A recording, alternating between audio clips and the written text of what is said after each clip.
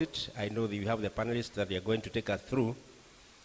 I'm laying a foundation that each one of us should be responsible according to the Word of God.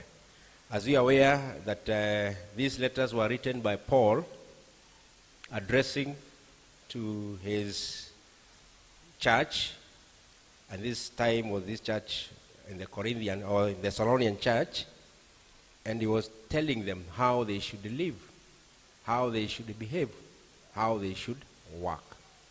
And one of the virtues that I have seen when I was studying about this issue is the issue of quietness. Should be quiet. And I know as we move on, we shall also meet that one again being repeated, that you should be quiet. That is, quiet and do your own business. Not be a burden to the other people. Don't be a bother to the other people. Because I have some teen girls, so I'm aware of what I'm saying. It is the desire of each one of us or parent that when you have a child grow and that child continue prospering and doing well. But in most cases, sometimes it becomes hard when people do not follow the right thing, when people do not want to walk according to the statutes or the advice that you are given by your parents or any other person who is older than you. When we are grown up, and I know all these men and women, they can assure the fact that we used to be everybody else who is grown up a father. What I mean, that anybody could correct you. Paul was writing this letter to this church because there were some Christians who were there and they could not want to work. They could loiter, moving around, praying God, calling upon the heaven, but in the evening they have nothing to take. And they become a burden to a church. And now, he was telling them that they should not be a burden. They should not be a bother to anybody. The reason why we are here is to encourage you people. Maybe some of the businesses that you see with your own eyes may not mean a lot, but it may mean a lot in your life, as per today. And there is nothing important in this life like to be self-reliant, that you're able to rely on yourself. You're able to feed yourself, you're able to walk, you're able to support, and you are not a bother to anybody. Even the respect, you are going to adhere even the respect. And Paul, writing this letter, was trying to educate these members of this church, trying to tell them how they should behave, how they should work. They should earn a living. They should do something. They should help the community. Because the way God has created us, we as Christian, if you want to meditate God, even Christ, he must be of help. Bwana apewe sifa. Ni lazima uwe ni mtu wa kusaidia. Bwana asifiwe. Bwana asifiwe.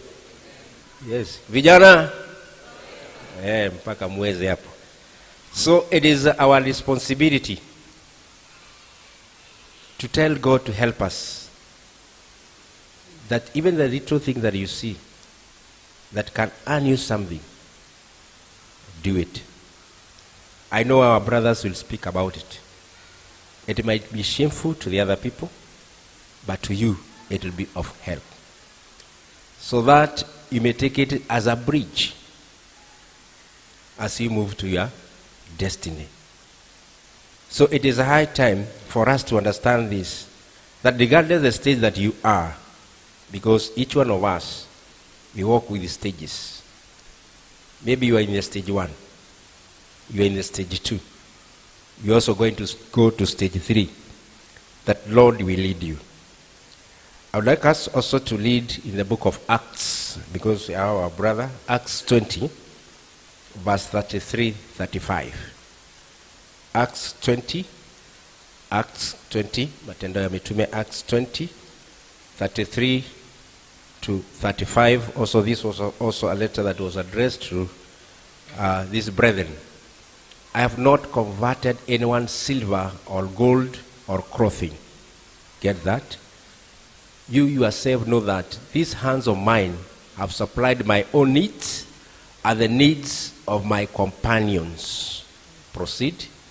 In everything I did, I showed you that by this kind of hard work, we must help the weak, remembering the words the Lord Jesus himself said, it is more blessed to give than to receive. Praise the Lord. It is more blessed to give than to receive. These are the words that were also addressed by Paul, trying to tell the church how they should be people who are able to work, people who are ready to serve. And the other thing that he says, it is more blessed to give than to receive. But most of us, tunataka kupewa.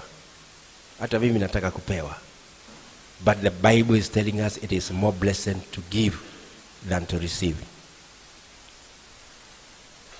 When you meditate upon this forum, I know this forum is to equip us, to encourage us, to energize us so that we can be able to move forward and see that we as young people, we can do business, taking from one glory to the other one.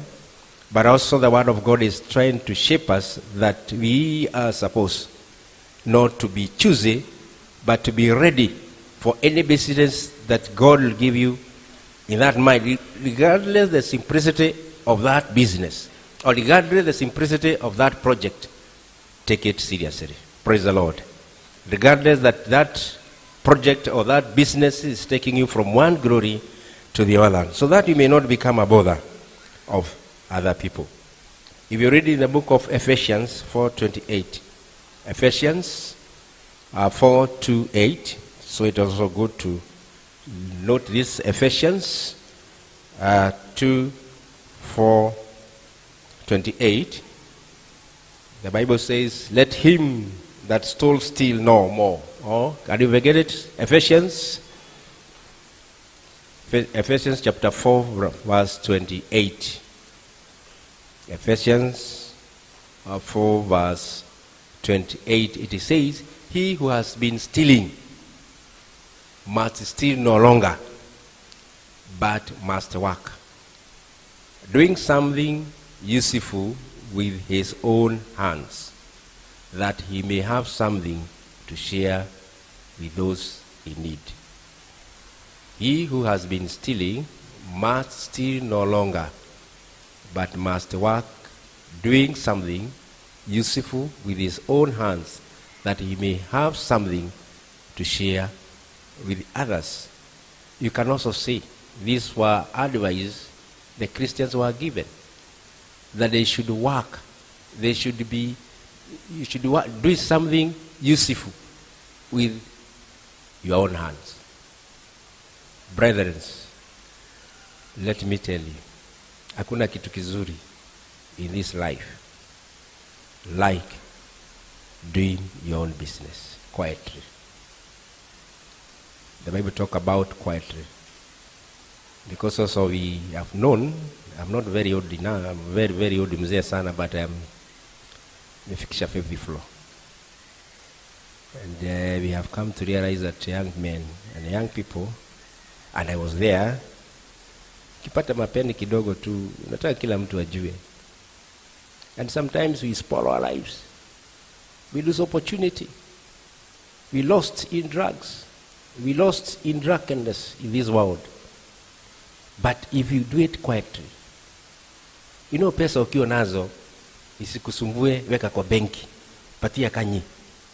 Usiweke hapa itakusumbua au Timothy. Lakini ikiwa kule na uisahau, you live a very quiet life. Lakini ukiweka hapa, kila mtu ajue uko nayo, that one will destroy. So as God take you from one level to the other one, because I know we are here, and God is going to bless us in this forum, We are going to open our mind and we are going to do business. As the word says, that do it quietly. Simple life. Help other people. Guide other people as young people. And I know God is going to bless us. Even as I finish, because I know mine was to give a devotion, I want us to finish with the book of Proverbs, verse 6 to 11. Proverbs 6 to 11, it talks about the ant. And this is a very small ant, and you are aware about it. Ant, that is Proverbs 6. It talks, go to the ant, you sluggard. Go to the ant, you sluggard. Consider its ways and be wise. And I'm sure that all of us, we are aware about this ant. How they work, how they do their work, and when you disturb them, when they are moving, the way they behave.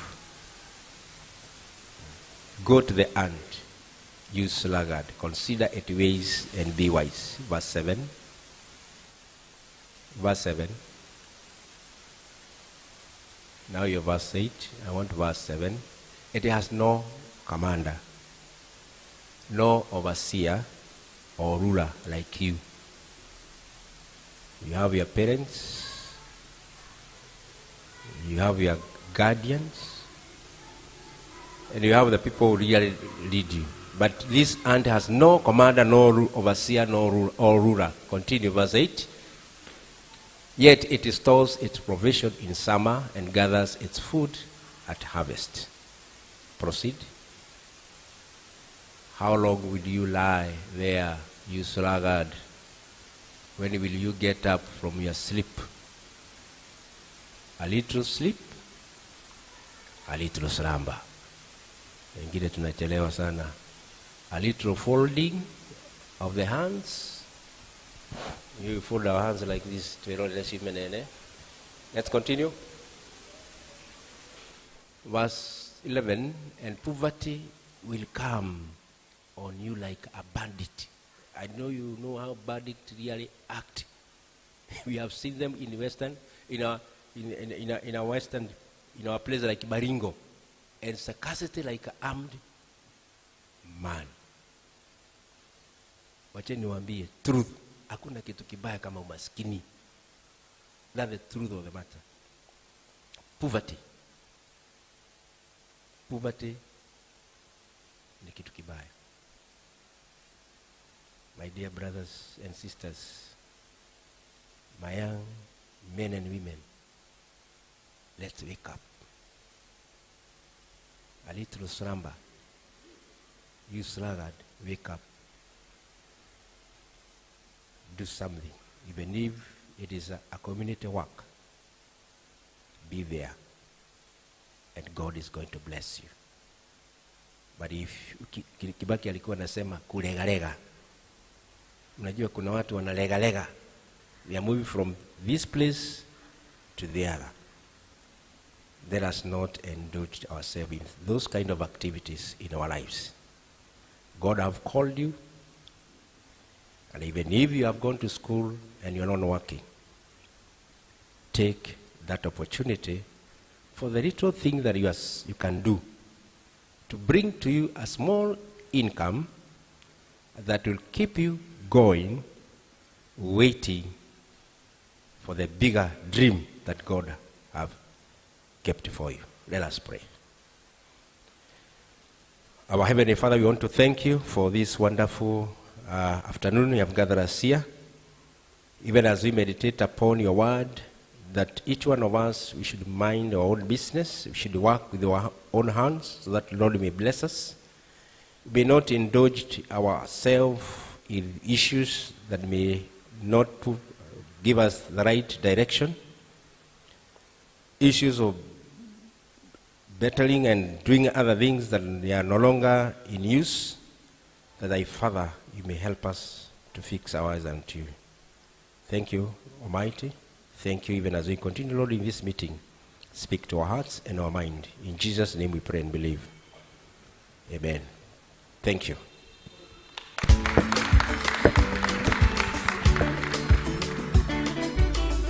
Thank you so much, Elder Amos. And that was a wake-up call. A little sleep, a little slumber, a little folding of hands to rest, and you should have that. Hapo kwa kitanda yako. I have that verse kwa kitanda yangu. Every time I feel like I want to sleep, that is a wake-up call to each one of us. And that everything that we're going to do here, hatuifanyi tu juu tunataka. It is written. It is written. Sawa sawa. Yes. And ambia rafiki yako, mimi kijana naweza. Wewe kijana unaweza. Elda Kang'ethe, mwambi kijana hapo anaweza. Yes. Vijana. Yeah, Vijana Twaweza. And now we have come to what we have been waiting for. And nitamkaribisha. Maybe before I welcome the moderator, I would want to acknowledge if we have any visitors wenye hawajatoka Pcea Makupa. Any visitor among us, please stand up. Any visitor? I can see them. Any visitor? Wow. Tuwapigie makofi. Yes. Karibuni, and I know more will join us later. And now, Vijana, Abu, I hope, yes. And now we are going to invite the moderator who will take over the session as from now. Na akuje in style. Sawa sawa. Yes, karibu sana, moderator Amos Wambui. Hiyo si style.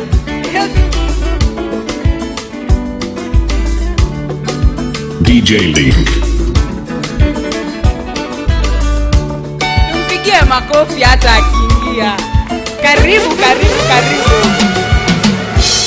Nilikasema nilikuwa kijana, sasa ni mzee. Asante DJ, mimi bado sijakuwa mzee, bado mimi ni kijana. Bwana Yesu asifiwe. Praise the Lord. Tusalimiane vijana. Bwana Yesu asifiwe. How are you this afternoon?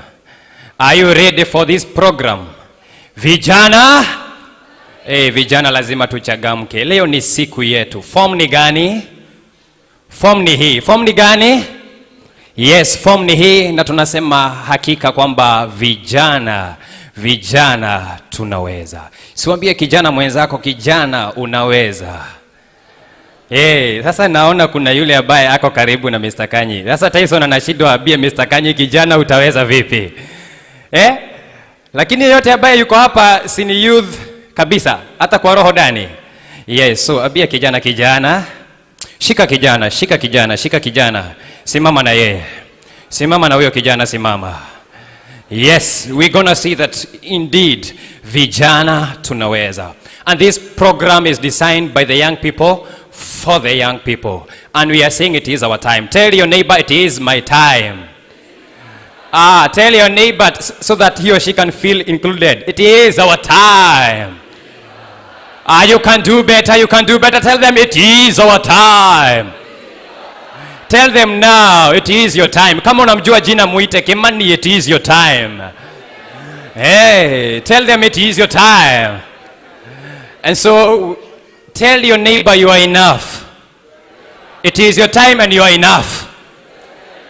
Are we enough? Vijana, are we enough? Are we enough? To do businesses, are we enough? To get into the employment, are we enough? Are we ready? Vijana, je tunaweza? Basi kama unaweza sema kijana ninaweza. Vijana si ufanye vizuri. Vijana with power. Vijana power. Wow. Hiyo kelele ni kelele ya ushindi kutoka kwa vijana. ambao wanasema ya kwamba hakika tunaweza jioni hii ya leo. And so we are here for that. And so because najua tumeketi kwa dakika kidogo, I want us to see the church school dropouts. Head, shoulder, knees and toes. Tuone kama watarudisha pale class. Head, shoulder, knees and toes. Knees and toes. Knees and toes. Head, shoulder, knees and toes. Yes. Hey jamani. Elda Kang'ethe, umeguza toes. Unajua wengine pale nyuma ninaona wanasema head, shoulder, knees and toes, knees and toes. Na uko 17 years. Na Elda Kang'ethe anaguza hadi toes pale chini. Can we do it better? Are we ready to do it better? Because we are young, right? So let us do it. Shoulder, knees and toes, knees and toes, knees and toes. Head, shoulder, knees and toes, eyes, ears. Hi, we're gonna do it very, very quick, right? Are you ready? Okay, neighbor akikosea chekelea hadi kabisa. Head, shoulder, knees and toes, knees and toes, knees and toes. Head, shoulder, knees and toes, eyes, ears, nose and... Tumshangilie Bwana, tumpigie makofi. Tukisema hakika vijana tuna. Thank you so much. Have your seats. Have your seats. Thank you so much. And now here we have a panel, and we are aware. We have been announcing this, and it has been on our social media platforms. Everyone has shared in their status platforms and everywhere. And so today is the day. And so now, without wasting time, I want to introduce to us our beautiful and handsome and excellent facilitators that we have for this specific program. This program, as we have said, it is designed by the youth. Actually, ni vijana wenyewe walisukumana wakasema, why don't we have this program? And because it is designed by the youth, actually for the youth, then we must have it, right? Then we must have it. And we are doing it here now.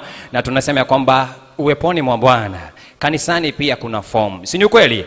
Vijana kanisani kuna form haiko kwa vilabu peke yake. Kanisani kuna and so that's why we are having our panel today, and we are going to ask them questions and they are going to answer us. And so now, ladies and gentlemen, hata hamna shangwe. Ladies and gentlemen, I want to introduce to us the panelists that we have for today. And one, kwa sababu sisi ni vijana. Si ni vijana kwa vijana. Youth for youths. And now we are, wow, sijui nianza wapi.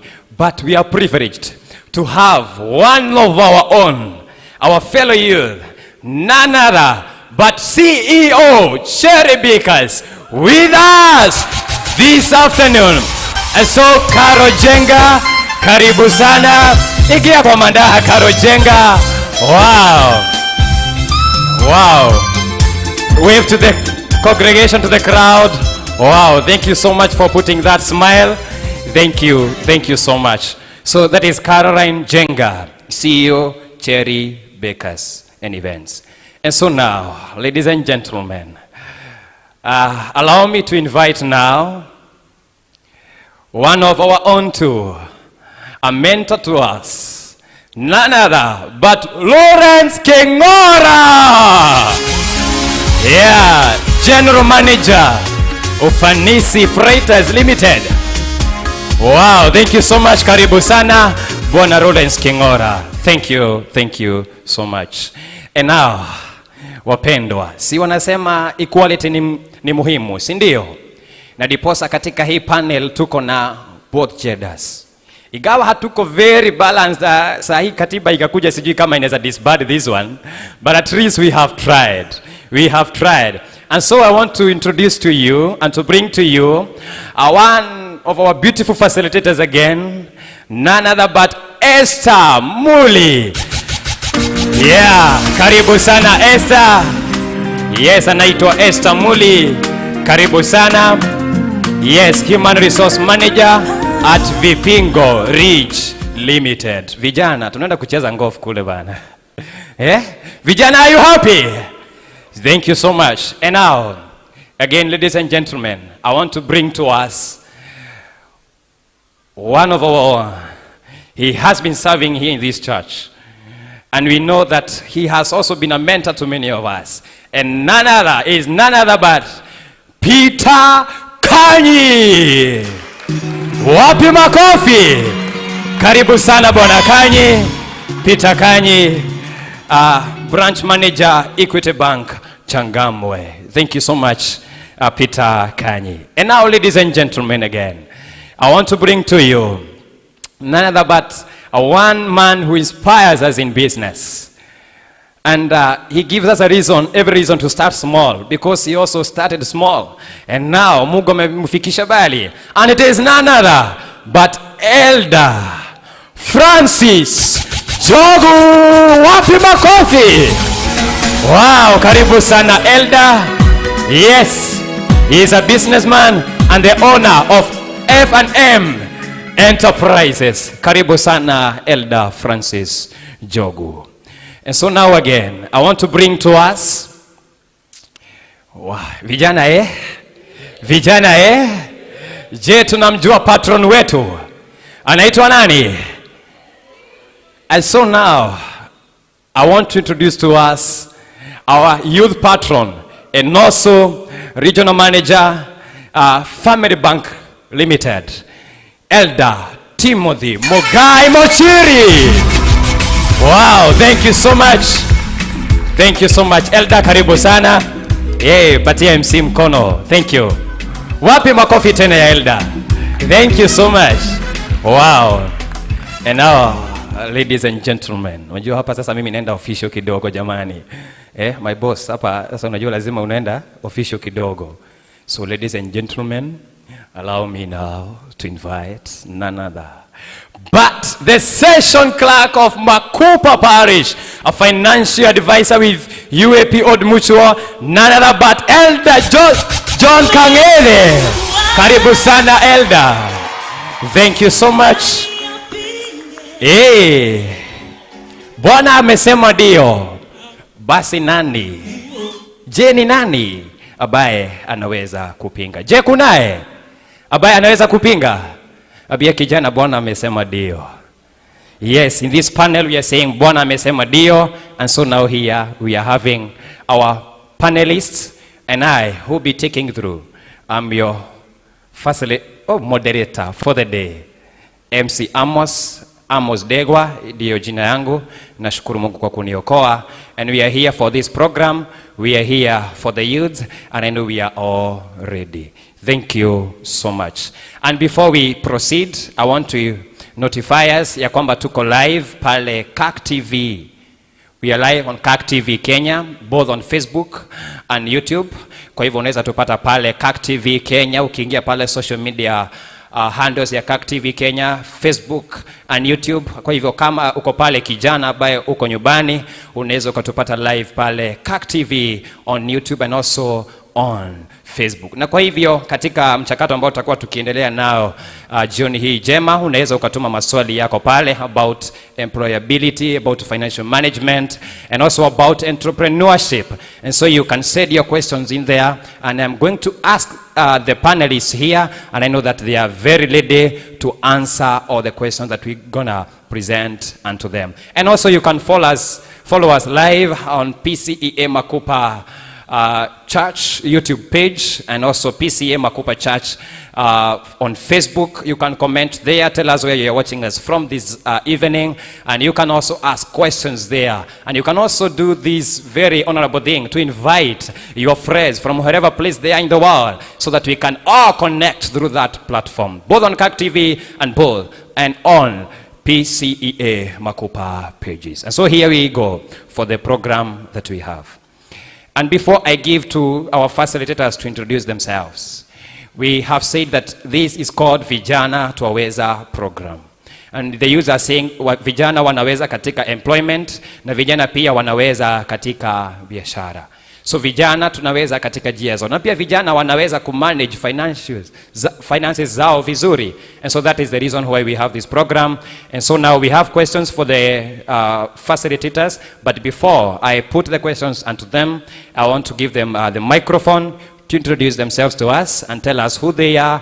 They tell us their names and who they are and what they do. Then we can be able to proceed. And we start right here with Carol Jenga. Praise God. My name is Caroline Wangare Njenga. We are CEO Cherry Bakers. We do events and cakes. Thank you. Praise God. Bwana Yesu asifiwe. Kwa Lawrence Kingora. I'm a general manager at Ufanisi Freighters Kenya Limited. We are a logistics company. We do we offer various services, warehousing, clearing and forwarding, transport, courier, and many other services within the logistics sector. I also serve in this church as a deacon in the Chuda district. I'm very grateful to be part of this panel. I hope we'll have a lot of interactions and get to understand what is it that is expected of us, especially as we look towards employment, as we look forward towards setting up our own businesses and several other things that we want to do in life. Asante sana. Praise God. Praise God, youth. My name is Esther Muli. I'm a HR manager. I work with Vipingorich Limited. You've heard from Amos, those ones who like playing golf. That's a place to be. We're a golf estate. We do property development, and we're also in hospitality. So if you're looking for accommodation to go on holiday, please, you're the right person. Please see me. Thank you. I also serve in the church. I'm a secretary of Leisure District. Thank you.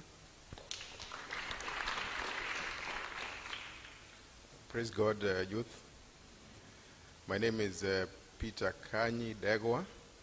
I'm a manager at Equity Bank, currently at Changamwe branch, a banker of 22 years. So I'm sure there's a lot we can share with you. I've also served in the church as a treasurer for 3 years until last year. I'm married.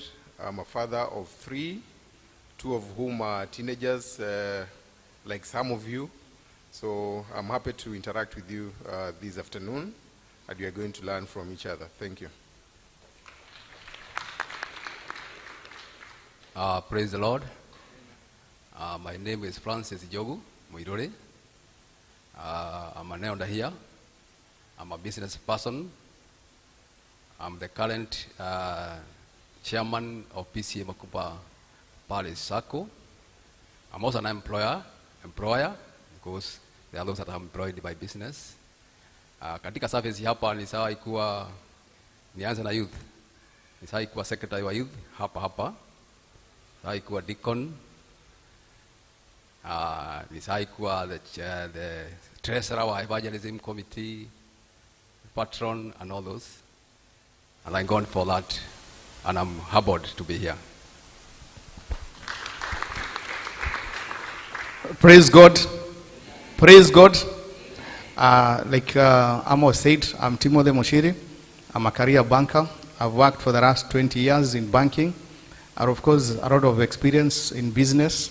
I'm also a business counselor, so we'll engage more, try to understand how we can help each other in terms of where you want to go, because I believe each and every other person, this is what is in you, this is what you want. I know some of the courses that you did is what your parents wanted you to do. That is why sometimes you find people in fashion industry and they are lawyers. So whatever you want to do, that is what we want to support you in. So may God bless you. Praise God. My name is John Dungu Kangede. I'm an elder in this church. I am so many things. In February 1987, I was enlisted as a military person, which I did for 18 years. I'm a technician. I'm a qualified fighter in the sea. Later, I changed to business world. I joined to Old Mutual.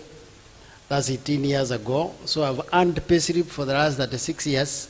I've had them 22 years and all this. So I'm a father of teenagers.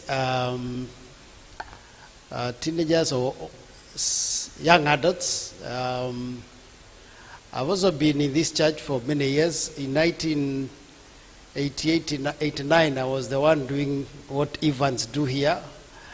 So I've been a Sunday school teacher. I've seen my Sunday school children in this place. Ni wazee hapa, hata wako na watoto.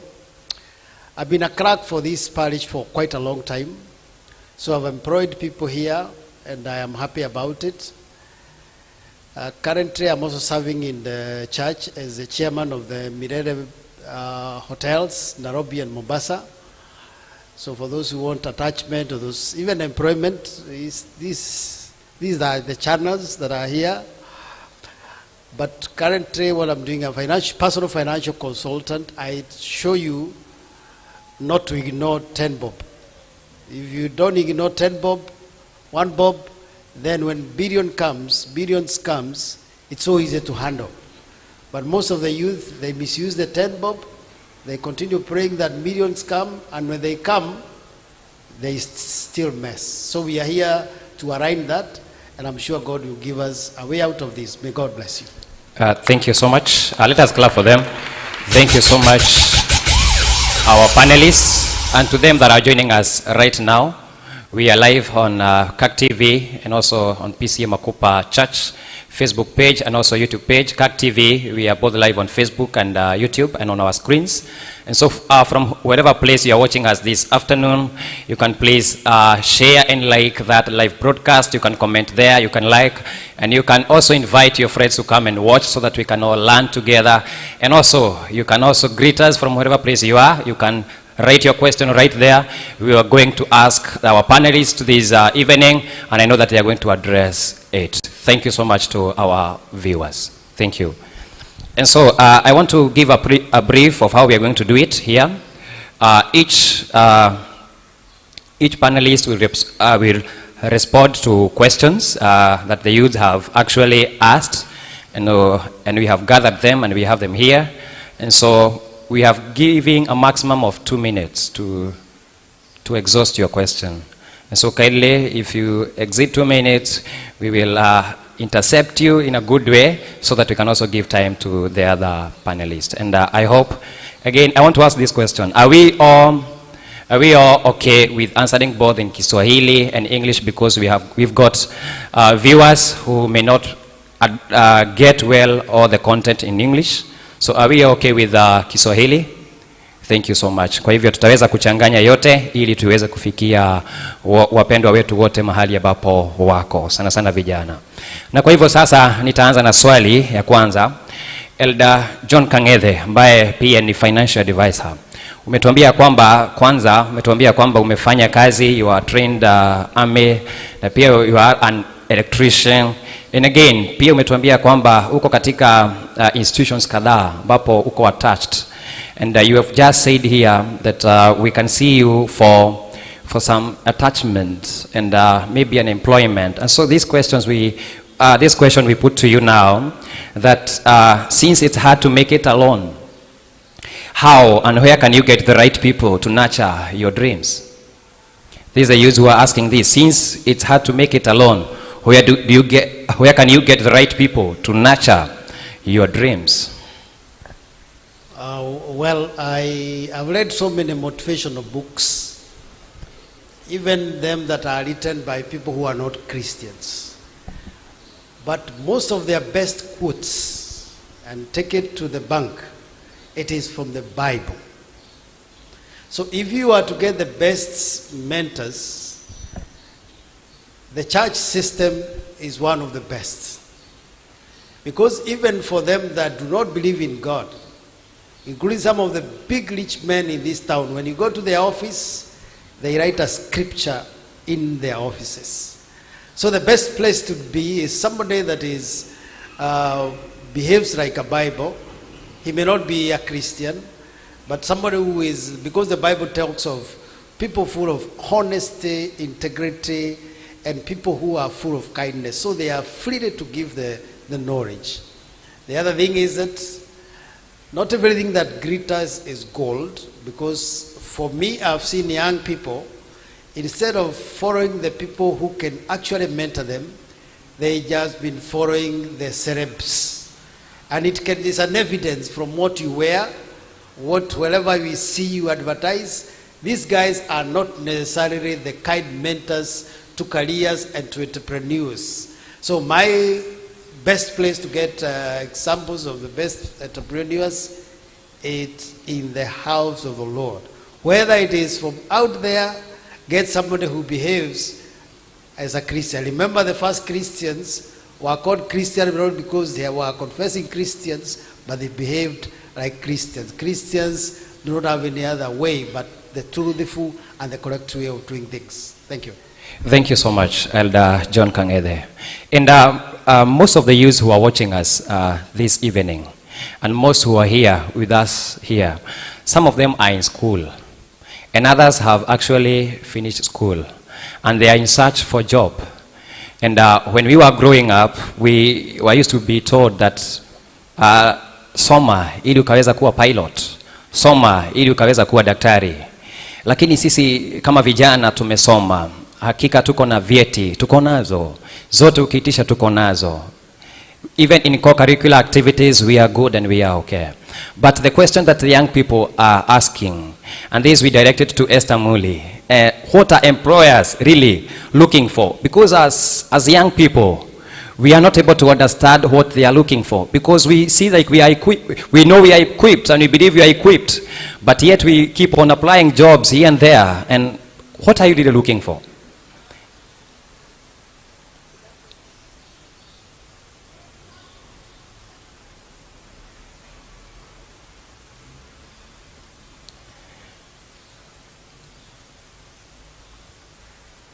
Yeah, as we get it sorted, we are asking simply that the youth have submitted CVs in like almost all institutions close to them, and yet they do not get feedback.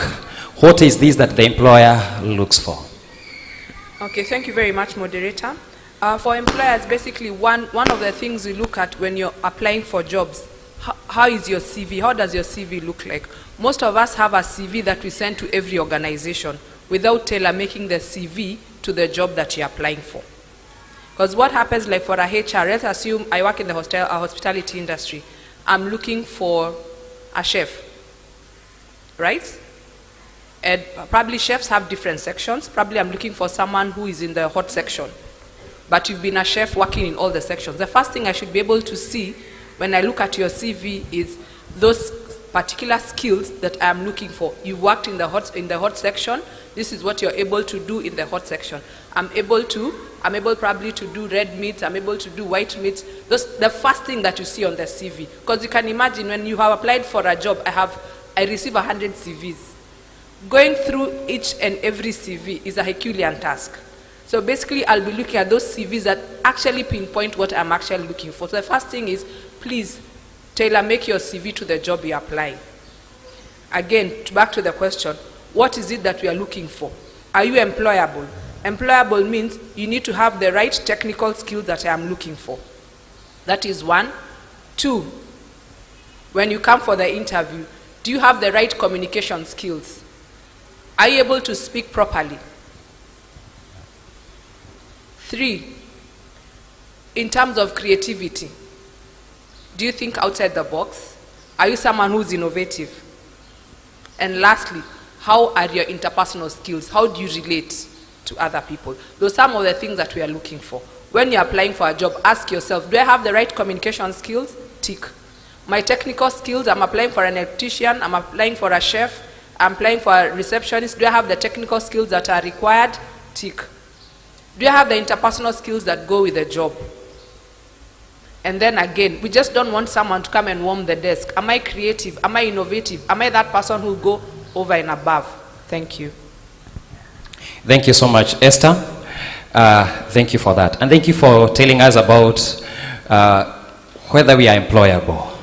And so I will also come back to you and ask you, what steps can I take to prepare for a successful job interview as a young person? What are the steps that I should not miss? What is that I should do to make sure that the interview that I'll get into tomorrow, it will be successful and I'll get the right feedback? Good. To prepare for a successful interview, you've sent your CV, you have been shortlisted, you have been told, come for an interview at Vipingo. The interview starts at 10 a.m. 1, you need to do research for the organization. Where is this place that I am going to? 2, you need to practice. How do I speak through the interview? What questions should I expect? 3, how do I present myself? Presentation makes an impression. Let me tell you something. I've seen people come for interviews. There's a time I did interviews for management trainees. We had a management trainee program, and we are looking for graduates with second class upper. And I had like 40, 50 candidates would come for the interview. First impression matters. Some came in sneakers and jeans and t-shirts. Some came looking like the job itself. So between the two, who would you give priority? First impression. How do I look? Grooming is very important when you're coming for an interview. Nails short, hair well done, a proper shirt, a tie, a proper work trouser, and proper shoes. 3, you need also to practice how you speak. Be confident when you ask the question. If you've not had the question properly, ask again. Okay? Then the other thing also you need to look out for when you're preparing for an interview is the ability to be able to understand the question. Don't just answer to be heard, to answer, but internalize the question first. What do they actually want from me? And if it's possible, also take notes, okay, so that you're able to answer the questions. Thank you. Thank you so much, Esther. And the other question goes to Elder Jogu. And we know you as and many young people know you, and many people know you as an entrepreneur. You are a businessman. And since you've been into this field for the longest time, the youth would like to know that, what challenges do I expect as I intend to start a business? And what are your recommendations on coping with such? Thank you. Let me start by saying who is a preneur. This is a person who sees opportunities in the society that he or she is living in. Like now here, there is a lot of opportunities.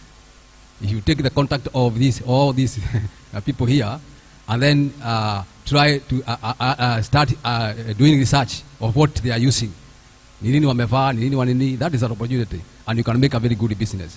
So that is an entrepreneur mentality. The other thing is good to say that kwamba, and actually let me quote Bible from the book of Mhubiri. Mhubiri anasema ya kwamba time and chances happen to them all. Actually, it is started by saying kwamba no, the race is not for the swift, nor the battle for the strong. Akimalizia pale anasema kwamba time and chances happen to them all. So we all have the equal chances to do business and even to excel. The other thing, let me say kwamba every business starts with an idea.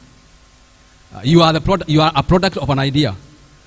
By the way, wakati Mungu alikuwa nakuumba, alisema kwamba let us make man. Let us create a man with our own. That was an idea. And then he actualized that idea. He executed it, that idea. So a preneur is somebody who come up with an idea. Na anaanza kuifanyia kazi, na hiyo akifanyia kazi, ndivyo anaweza kujua ama kuanza biashara. Then come to the question that you have just asked about the challenges. Challenges are there, and there are many. And life is full of challenges. And challenge number one, maybe I may not outline all of the challenges, but the challenge number one is lack of that idea. There are so many people actually with money. Maybe they have inherited money, they have money from wherever they have, but they don't have an idea of to invest that money. And therefore, you need to look for people to mentor you. Like now the finance advisors, like Elder Kangede and the rest, so that they can also educate you or give you knowledge of how to invest your money. So an idea is very important. And this idea, you have to work on it so that you can realize and achieve your goal. The other things, other challenge is that utakuta kwamba kuna watu wana idea, but they don't have money. So the capital. Capital is a challenge. You have an idea, but you don't have money. But how can you solve this challenge of a capital? Moderator alitangulia na kusema kwamba huwa anasemaga ya kwamba you start small. I didn't know ya kwamba that one sink to you. And that is hiyo ndio my slogan. You start little. You start small and grow. Sitaki kusema slowly because the pace of growth will determine the effort that you are making. But start small and grow gradually. So the money should not be an issue. Let me give you an example. I started my business with 500 shillings. 500 shillings. Sitaki kusema sahi na operate business ya pesa ngapi, but that is how I started, with 500 shillings. It is just an idea that I came with, and then start asking myself, what can I do with these 500 shillings? What are the needs? So when you have that idea, then unaanza kuangalia in the society that you are in, ni nini watu ambao wanahitaji, na ama ni nini ambao wanakifanya, na wewe unaweza kuifanya vipi bora kuliko vile wanakifanya. And what can I do with this small or little money, 500? Because kuna kazi ambao unaweza kufanya. The other thing is the competition. Of course, you expect competition in the business, and that is where now you work smart. You work smart because you must know ya kwamba the competition is there and it is part of the business. Now the issue is, how can you do it better? How can you do it better? See, angalia weakness ya wale wengine and exploit that weakness, improve on it and do it better than them. Thank you. Thank you, Elder. We will come back to you. We'll come back to you, and thank you for sharing such. And now, this youth has first been enlightened on how to get to a successful job interview. And also this young person has also got an insight of how to start this business. But now, how do I budget for this business? How do I budget for myself? How do I manage my finances? Nimepata hiyo kazi na nimeajiriwa na nimeanza kupata mshahara wa 20,000. Hizi 20,000 ni gapi nitaweza kulipa loan ya HELB, sababu wengine tumesoma na HELB? Ni gapi ambazo nitaweza kulipa nyumba? Itakuanje? Na pia nataka kuenda kufurahia kidogo. Ni pesa ngapi ambazo nafaa kutumia katika harakati kama zile? And so, Mr. Kanyi, we want you to advise us as young people. How can a young person create a sustainable budget? How can we create sustainable budget as the young people? Okay, thank you, moderator. Yeah, that's a very good question on budgeting. But maybe before I get down to that, I want to really hammer a point that Elder Kangede brought up. And the point is on yourself as a person, on value systems. I think that is very, very important. That is key, that you are a person of value. And it's very important that we are in a church setup. So I believe you've been guided in the right way. So wherever you go, there are ways of making money, there are businesses that you can start, but always look at your value system. Is your compass pointing to the true north? Yeah? Because you'll get opportunities that have shortcuts, but where will that shortcut get you? So very important, let's really align our value systems so that even as we look out for opportunities, then we are able to identify good and bad opportunities. Number two, I think one of the things that I would want all of us to take up or take home from here, if you don't remember anything else, don't forget what was pointed out to by Elder Amos, that yes, we'll sit and talk to you, your parents will talk to you, and your mentors will talk to you. And all the time, they are telling you out of experience of things they did and the outcome was correct, things they did and they made mistakes. So don't wait to make a mistake when your mentor has told you don't. Go through here, you'll burn your fingers. So very important. Don't wait to make mistakes, learn from the mistakes of others and move forward. So about budgeting, one and the most important thing is to first of all learn to live within your means. So whenever you're talking of a budget, then you are budgeting of what is your top line, that is your income. If you are a student, then it's a pocket money you get from your parents. If you are employed, then it's the income that you get from your employer. If you are in business, then it is the revenues that you get from your business. So first of all, live within your means. Then of course understand what is your income. Then go down and look at what are your priorities. They are what you call the basic needs. And of course, I would expect that of course you pay KRA, their taxes. I was in a forum yesterday and they were asking, suppose those who are employed, they were given all their salaries, the gross amount, and they are told to take the money to KRA. How much would get there? Is it even 10%? I don't think so. So KRA, of course you have to pay the taxes, you have to pay your tithes, then you go down to the basics. You have to pay for your shelter. If you are paying for rent, you have to make sure that you have enough money for transport from the first to the last day. And one thing that I would really want to emphasize, before you do all these things, decide out of your income what will be your savings. Because if you wait to spend fast, you never save. And that is why we have banks, and they will give you products for your savings. You have circles that will give you products for savings, and make it a priority that before you go down to all the other expenses, put aside some amount, because that is how you develop. Yeah?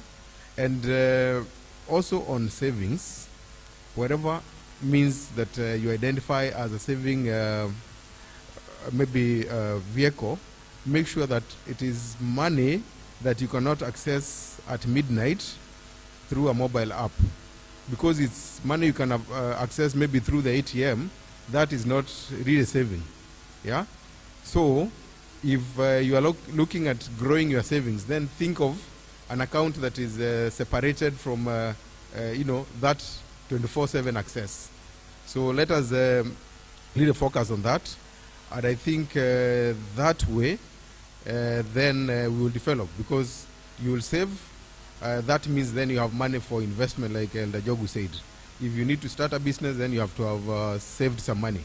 I'll also mention something on if you have to start a business, the most important thing to do is to have a business plan. Okay?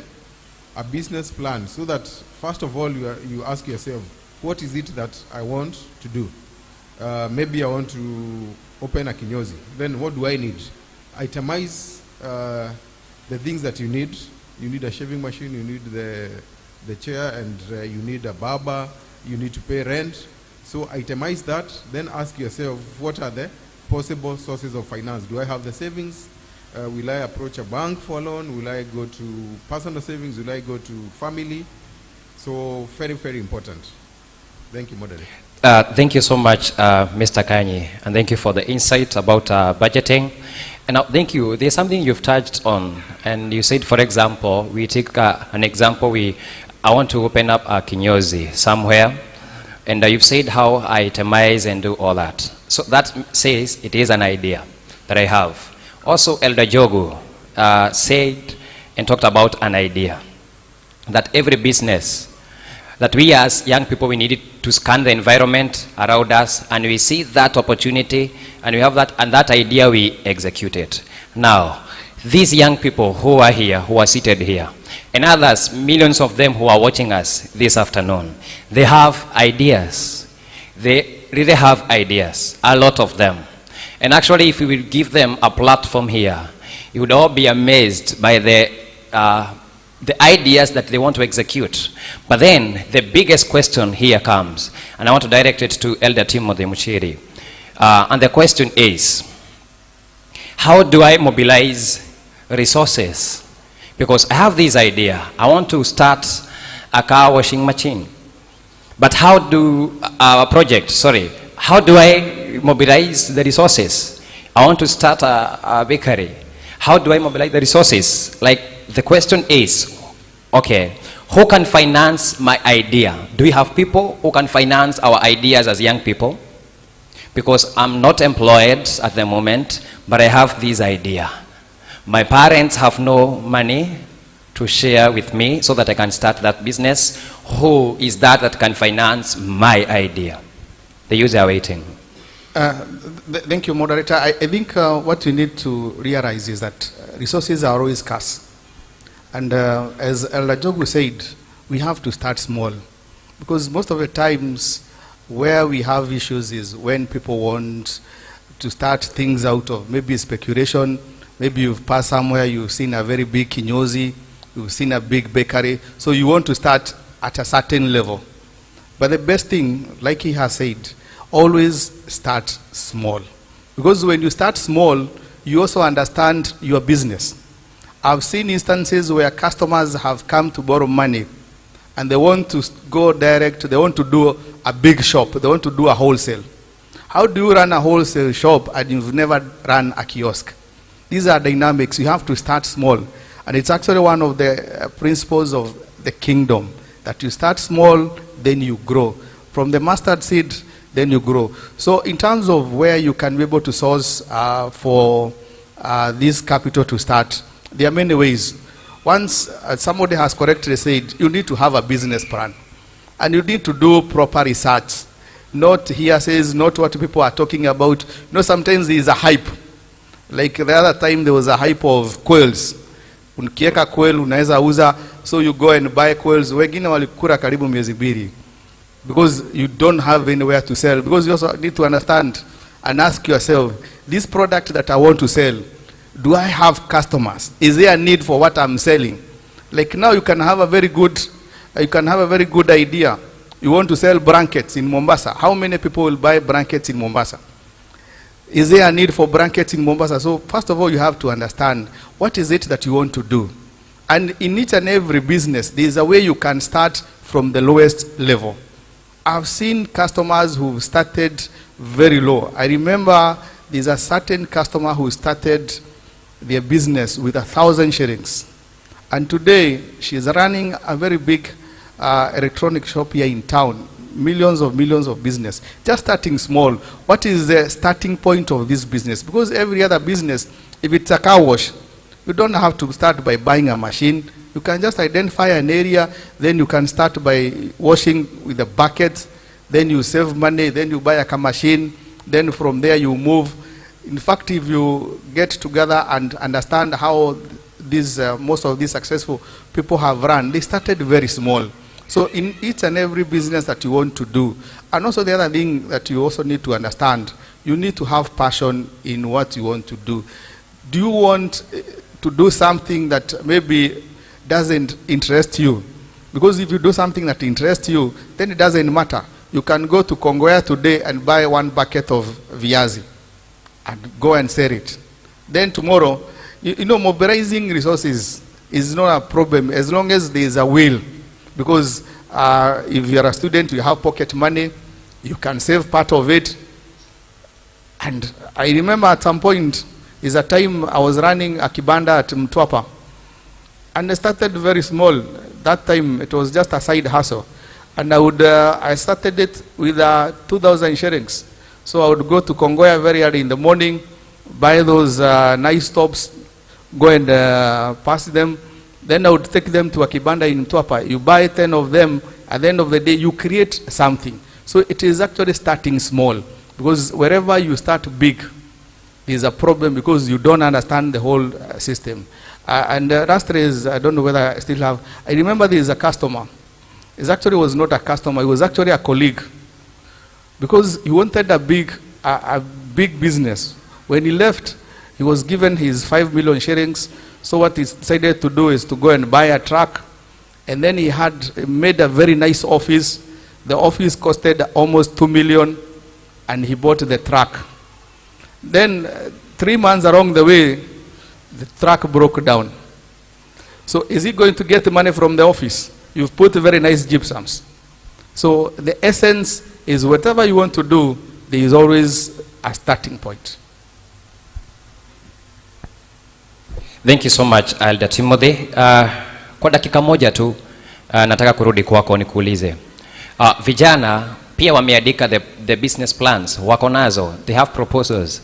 Lakini wanajiuliza hivi, where can I get a startup loan without any assets or security? Hawa ni vijana. Na okay, we understand kuna wale ambao wako na programs kama akina mama, kuna the KWFT and kuna uwezo program, but are youths really able to access these programs? Kuna vijana, kuna program ya vijana pia kwa serikali. Are we able to get this? And if I fail to get from the government, from the financial institutions that we have, do we have products that the youth can be able to access and finance their ideas? Thank you for that. I think basically for any financial institution, they need to see what you've been doing. Because if you're going to tell us to give you money to go and speculate, you know, it's a risk. And no, banks don't have money. Whatever banks have is actually people's deposits. Those are people's money. So you have to be very keen and very sure where you're taking that money. So when you go to any financial institution, they'll be a bit hesitant. But of course, as young people, there are so many avenues that you can actually get these kind of loans.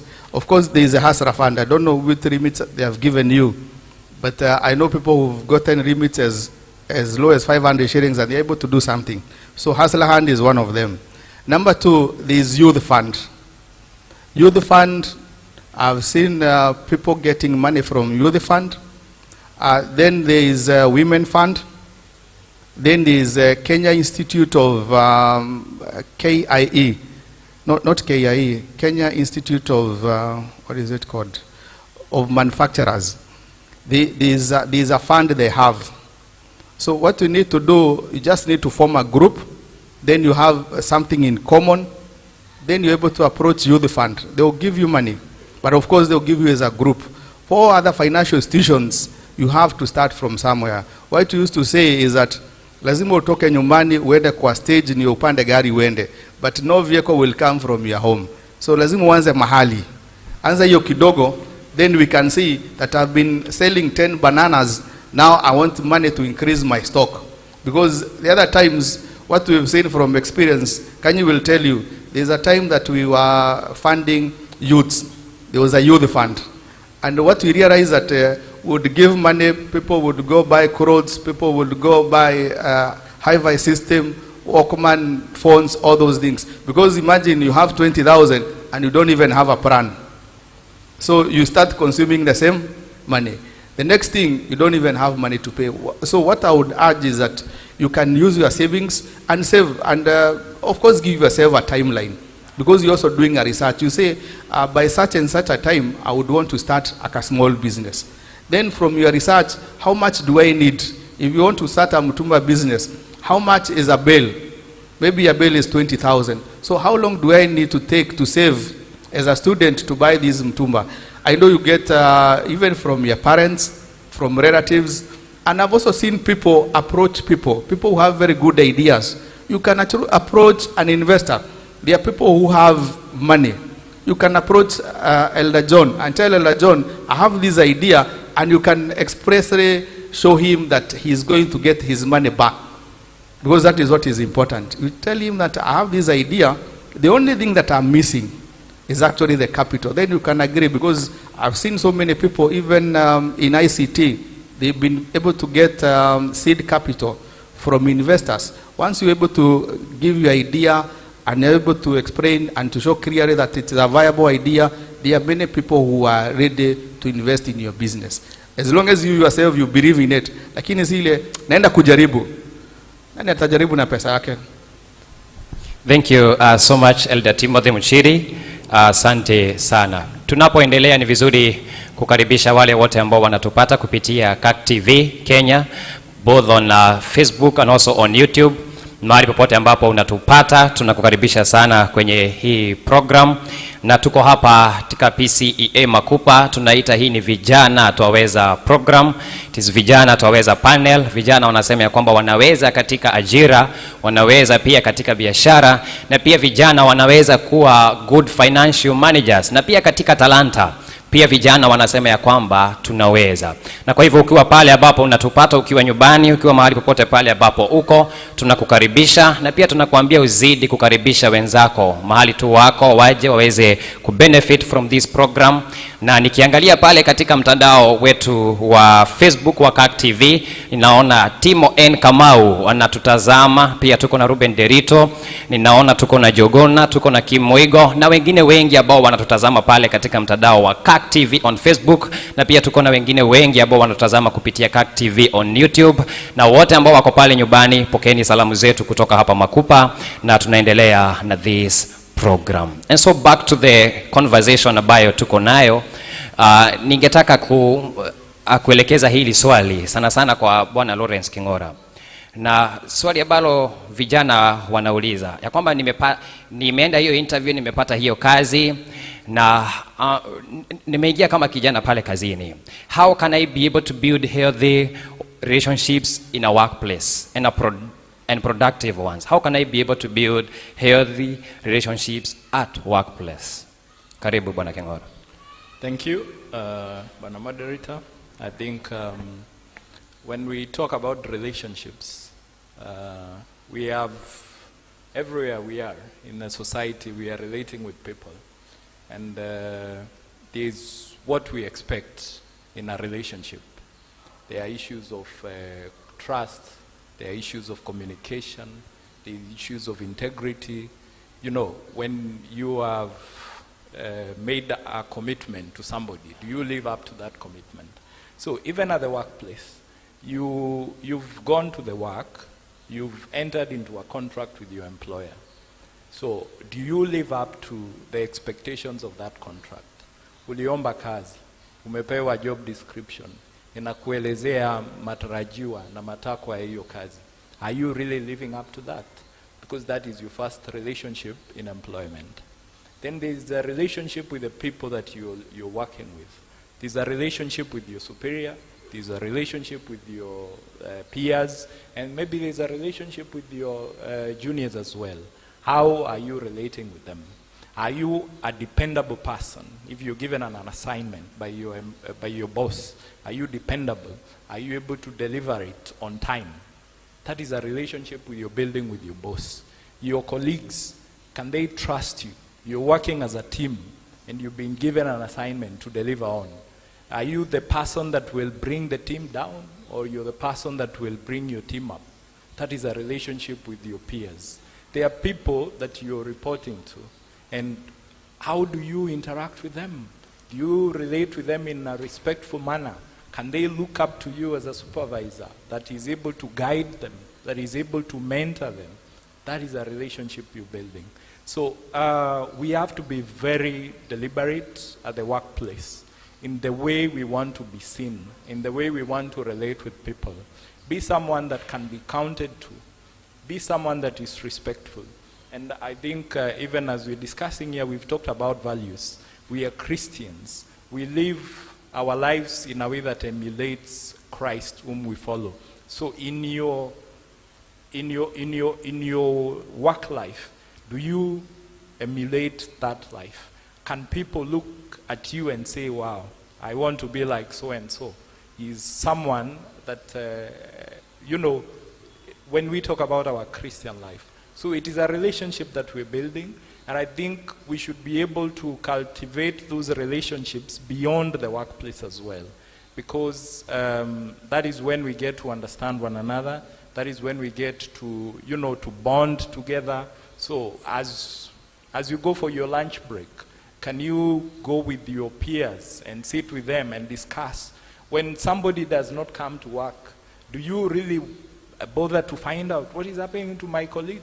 I've not seen him. He's late today. He's usually not late. There could be something. You're building a relationship with your colleague at the workplace. And that way then, even when you are in a similar situation, then you also get people who will come and comfort you. People will come and work with you or help you to build you up. So I believe the same way we build relationships in a family, the same way we build relationships in a community, I think we should take that even to our workplaces, and don't be mechanical. Don't think that you're just there to work and that's it. You're there to do more than that, to just grow as a person, to grow in your career, and so the people that you interact with. I have had instances of people that we've employed, and when they are leaving the workplace, you know, ni kama ile anakurushia mpaka vitu vya kazi na nini. The next thing you're getting a letter from another prospective employer. They want feedback about that person. What was my relationship with that person at the time they were leaving the employment? What do you expect me to say about that person? Tomorrow, she's at Vipingo. Tomorrow you'll find her at Sarova White Sands or somewhere, and you are at Vipingo and you rubbished whatever you're being told by her, you were disrespectful, and then you walk into another institution for an interview. The person that you find there is the same person that you are rubbishing. So you may not be very comfortable in your place of employment, but live in a way that even when you meet with that person in another place, they know probably there were certain things at your place of work that made you uncomfortable, but you had humanity in you. The way you related with people was in a way that you created a healthy and a lasting relationship.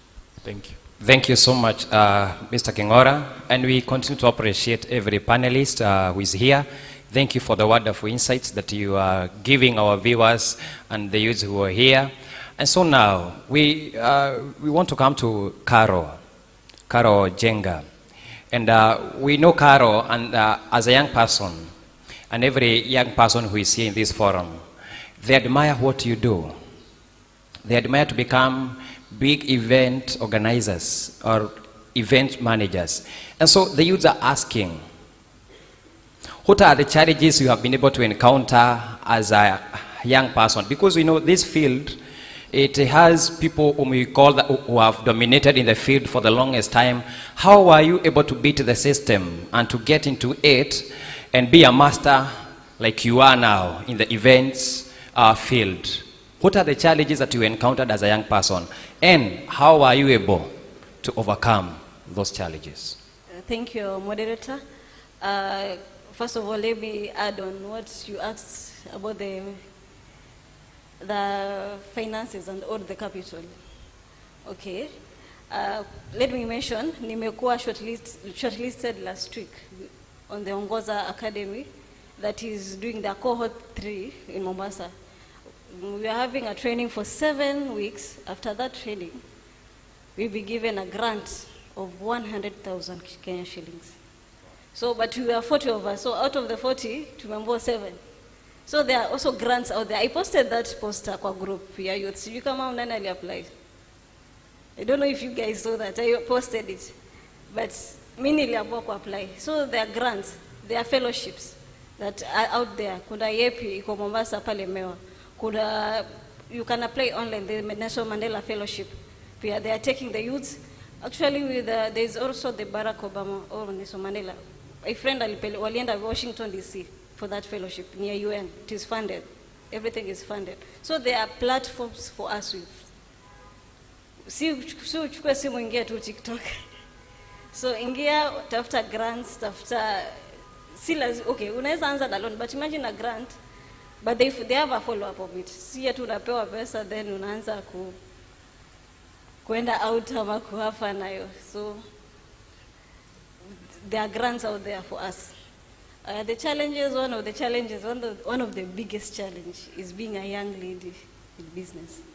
Unaenda mahali mtu anaona huyu ataweza. being young is not easy. Also, after umepeana quotation ama mahali umeenda you are at your best. Jioni unapata message, can we go for coffee? You know, there are a lot of challenges in this industry as a young lady. It's true.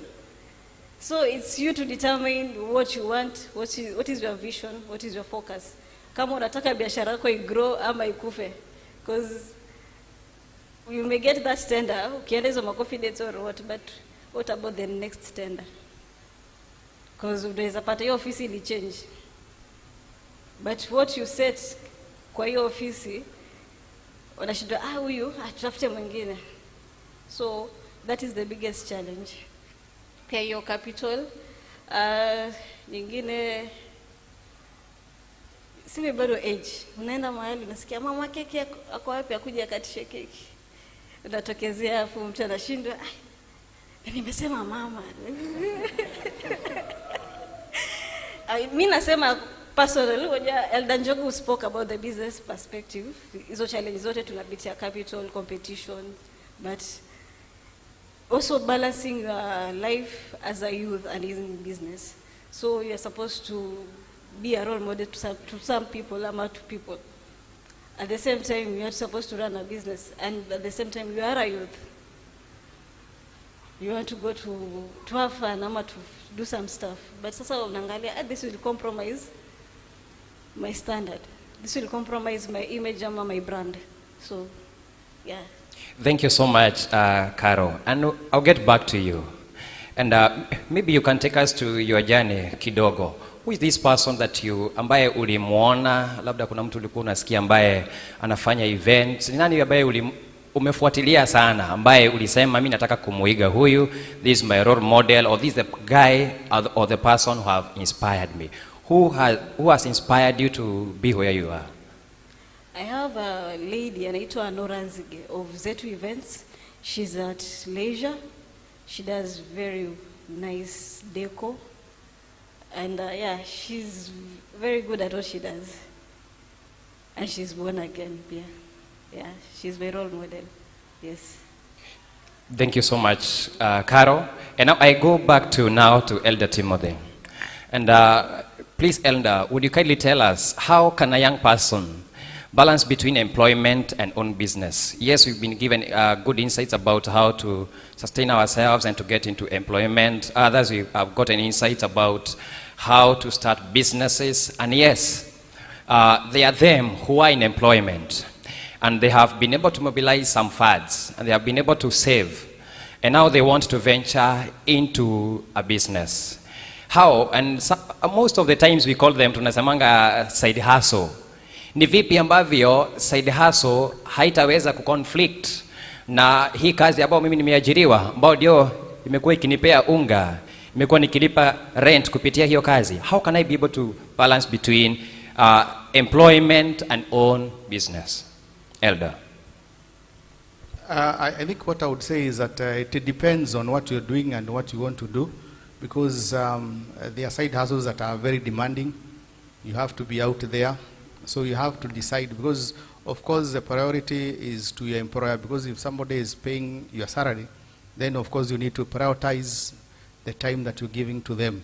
So I would say it's just a matter of time management, the time that you work and the time that you do your own things, because we have plenty of time from morning to evening. Because if you're working for 8 to 5, then basically means that from 5 there's a lot that you can do. And of course, over the weekends, you find most places you work from 8 to 1. Then, of course, you have the whole afternoon to do your own things. So what I would say is that, but also it depends on where you are in your employment. Because I don't imagine you're very newly employed and then you want to start a side hustle. You've not stabilized in your job and then you want to start doing a side hustle. First of all, you have to prioritize, make sure that you understand your job, you've stabilized, you are able to deliver what your employer wants. Then, of course, at that point now, you're able to do something on the side. Because if you do both and you've not understood either, then the probability of both of them failing will be very high. So I'd say it's just a matter of prioritizing 8 to 5. Then from there you can plan time management. Thank you so much, Elder. And we continue to invite them that are watching us from home.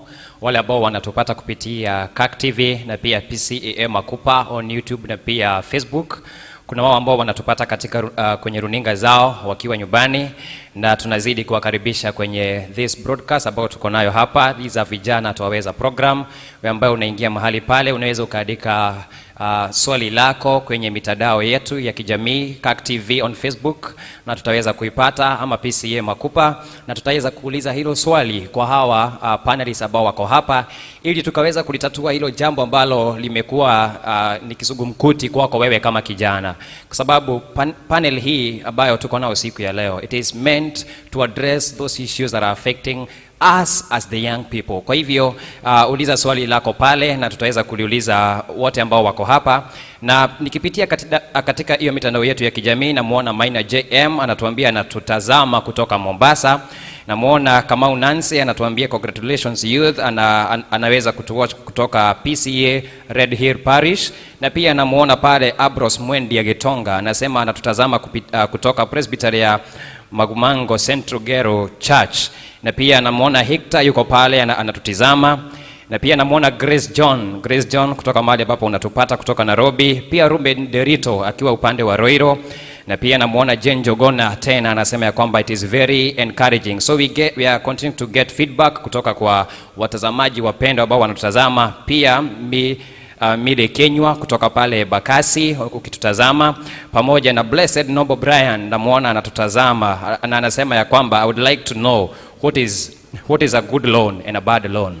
And actually this is the question we are going to ask to our panelists. This question has come from our online viewers. Ya kwamba anasema ya kwamba I would like to know what is a good loan and a bad loan, and this Mr. Kanyi ataweza kutuelezea. Pia tuko na Jane Jogona again, and also we have Francis, MCA Francis anasema ya kwamba anatutizama, na pia Luce Mwangi Faithan pia tunakuona, na wote ambao wanaendelea kututazama, tafadhali zidi kutuadikia kwenye mitandao yetu ya kijamii na tunaweza kutambua uwepo wako. Na pia tunakuambia wewe kama kijana ukiwa hapa, ukiwa nyumbani, share to as many youths as possible.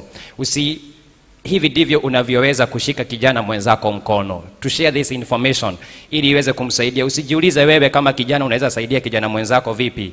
Share this information to them. Now they will get this information, najua ya kwamba itakuwa ni ya msaada kwao. And now back to the discussion that we are having. Tutaanza na Bwana Kanyi. Atuambie what is a good and a bad loan in 1 minute. Thank you, moderator, for that. When you think of a loan, you're looking at money that you are borrowing that is not yours at that moment. So what you're saying is that you are given money in advance and you will pay back with an interest.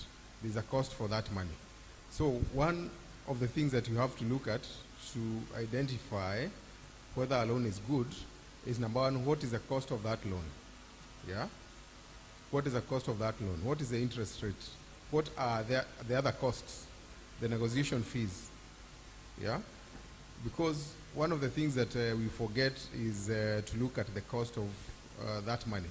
Because for instance, if I'm borrowing 1,000 bob and I'm putting it into business and it is earning me 100 bob, yeah? And the interest on that loan plus other costs amount to 15 bob. Should I borrow that money? No, because that is a bad loan. Because the returns from the kind of an investment I'm making are less than the cost of that loan. So that would be a bad loan from the onset.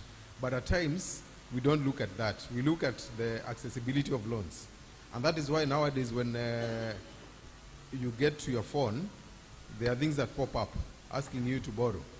But most of the times you look at access, but you don't look at the cost of the loan. So all the time when you are borrowing money, make sure that the cost is less than the returns. Very, very important. The other thing, when you look at a good loan, is about the timing. Yeah? You have a tender to supply. You go to a bank or to a circle or to a friend and ask for money. So does the money come on good time? If the money does not come in a good time, then what would happen is maybe you lose the business opportunity. If the money comes after the business opportunity is lost, please don't take that money because you will divert it. You use it for other things other than what was initially intended. So that would automatically be a bad loan. Then when you think of a good loan, like I pointed out, it is one that will definitely give you better yield than what is the cost of that money. It is one that will help you in expansion. You can borrow if you are in business to expand. You can borrow to start off. You can borrow money also for, other issues like medical issues, education. So when you invest in education, you may not really quantify immediately, but you know that in the long term, then there are yields that you'll get from education. Thank you. Thank you, Bwana Kanyi. Kabla uweze kupumzika, vijana wanauliza, vijana wengi ambao wako hapa, wako katika hali ambao, wako katika relationships, na zingine zina lead kwa ndoa. Hiyo ndio imani ambayo tuko nayo kama vijana. Na kwa hivyo kuna kijana anasema ya kwamba mimi nimekuwa katika hii relationship for some time, na mahali naona imeelekea, mimi hakuna kitu kingine imebaki ila kufunga ndoa. Kwa hivyo katika hiyo tu hali, hiyo swala ya loan, good and bad loans, ni vizuri kijana aweze kuchukua loan, aweze kufanya harusi, kufunga ndoa, sorry. I think from the reaction, kila mtu amefurahia, but I'll answer that among the bad loans would be that loan, because it has no returns. Yeah? In fact, I remember one forum I was in many years ago, and there was one professor who said that if you must do a harambe to wed, then you are not ready for marriage. Yeah? And you may be ready for marriage, yes, but then there are other ways of doing a simple wedding, and I know our elders who are here can confirm, even our chairman, if you ask during a Sunday service to be allowed to take your vows, you'll be allowed to do that. Because why would you take a loan that you'll pay over maybe 3-5 years that is not productive? Because, of course, once you get into marriage, there are responsibilities. You need to be paying for house rent. Eventually you'll be blessed, you'll have a child, you'll need to feed that child, you need to buy diapers. So will you be buying diapers, or will you be servicing a loan that was for an event that was here for hours, isn't it? Because a wedding will be here for hours, and the two of you will go together, and all of us would have enjoyed the pilau, but will not be there with you when your house is locked by the landlord. So that would be a very bad loan. Asante kwa kutuambia tufanye harusi, lakini pia unajua tunataka wafanye harusi hizo kubwa, ili Karo wapate kazi ya kudecorate, na ili pia our moderator of the day here aweze kupata kazi ya MC. So maybe this question inatupeleka kwa swali lingine ambao nataka kuuliza Elder Kang'ethe. We understand is the clerk of the parish here, and maybe as an elder you can tell us, you've been here for long in this church. What is the standard ambayo kanisa, what is the minimum ambao tunafaa kufikisha kama vijana ili tufunge ndoa, ili tuondoe hiyo jamu, wengi waondoe hiyo jamu? Ni standard gani ambao tunafaa kufikia ili tuweze kufunga ndoa? I have seen several weddings in this church. I've seen mega weddings, and I've seen weddings that people even not call wedding, but the actual wedding. The Bible and the law are the same. When two people consent, and there is one haina witness, one hainanga witness, because if two consent, Paul says they are husband and wife. We don't want that one. But for the church, is two people agree, and the same in the law, and they are witnesses of two people, and there is a government officer to officiate that wedding. That is complete. It doesn't matter whether you have rings, you have old clothes or new clothes, it doesn't matter. After all, go to all the weddings. From going and taking the girl from her home, coming to church, going to taking piraus in those wonderful places that you go, going to photos, and going to honeymoon. wedding is usually here. There is only one question that is usually asked. I wish you all know. This is the only wedding. And there is a question asked. Kama vile mtaulizwa wakati ya hukumu mbele za Mungu. You have ever heard that word? Kuna jambo linaweza zuia nyinyi wawili muoane. My mother tongue is sweeter. And I know everybody's mother tongue is sweeter on that. Kama vile mtaulizwa na Mungu. If that statement is done here, anywhere else, you are married. Forget about Piraus. After all, let me give you the best example of marriage. The best, if you have 3-4 guys visiting your house, you can buy bread and sodas and tea and all this, and you are not feeling any pain on your pocket. That is the best you can. But now you invite 1,000 people here, and you want to feed all of them, you will have a problem. That is not a wedding. After all, Kiswahili kuna ndoa na harusi. If only we can do doa hapa. Doa ni ile mnaapishwa hapa. That's okay. And in this Presbyterian church, most of the presbyteries, like Pwani Presbytery I know, you will never be charged on marriage certificate. The officer to officiate on the wedding will never be charged. Some of the facilities, like in Makupa, if you come and tell the chairman, give me this field, I am where I am, ata utapata free. Some districts, they are even willing to do anything for you, apart from what you as a two individual can do. So please don't complicate marriage. Okay? All that you are seeing in this wedding of what? The shows that come in the TV. Some of them, I have a witness of some of the, a good one, they came with a helicopter. Huyu anakuja na helicopter, mwingine na helicopter, and saa hii hawako pamoja. Thank you. Asante. Umesema kanisa iko tayari kutusupport. Hata kulipa rorashio. But anyway, hata kulipa rorashio, kanisa itatushikilia 30 seconds. Okay. Amazingly, when I wanted to get married, I went to 2 people. One is called Kabogo, is a father to Elder Joe. And I also went to my grandfather. I asked him, Mzee, now I am feeling like kila kitu yangu. My whole body is saying towards looking for a girl. But I'm worried about the dowry. I was not really much worried because I was working. Then my grandfather told me a very simple thing. Most of you are Bantus. Mostly they are Gombes and Buzis in Atoangwa for wedding. He told me like this. Any young man with 1 goat, Rudy after me, one goat can get married. Do you know in the Kikuyu customs, which I come from, a goat until in the early 90s used to be 20 bob. So if you had 20 bob as a Kikuyu young man, you can marry. During my time, a goat was 200 bob. So they tell you 200 bob times 30 goats. That's about 60,000, isn't it? Thereabout. That is what they would say. Right now, goat is supposed to be 2,000.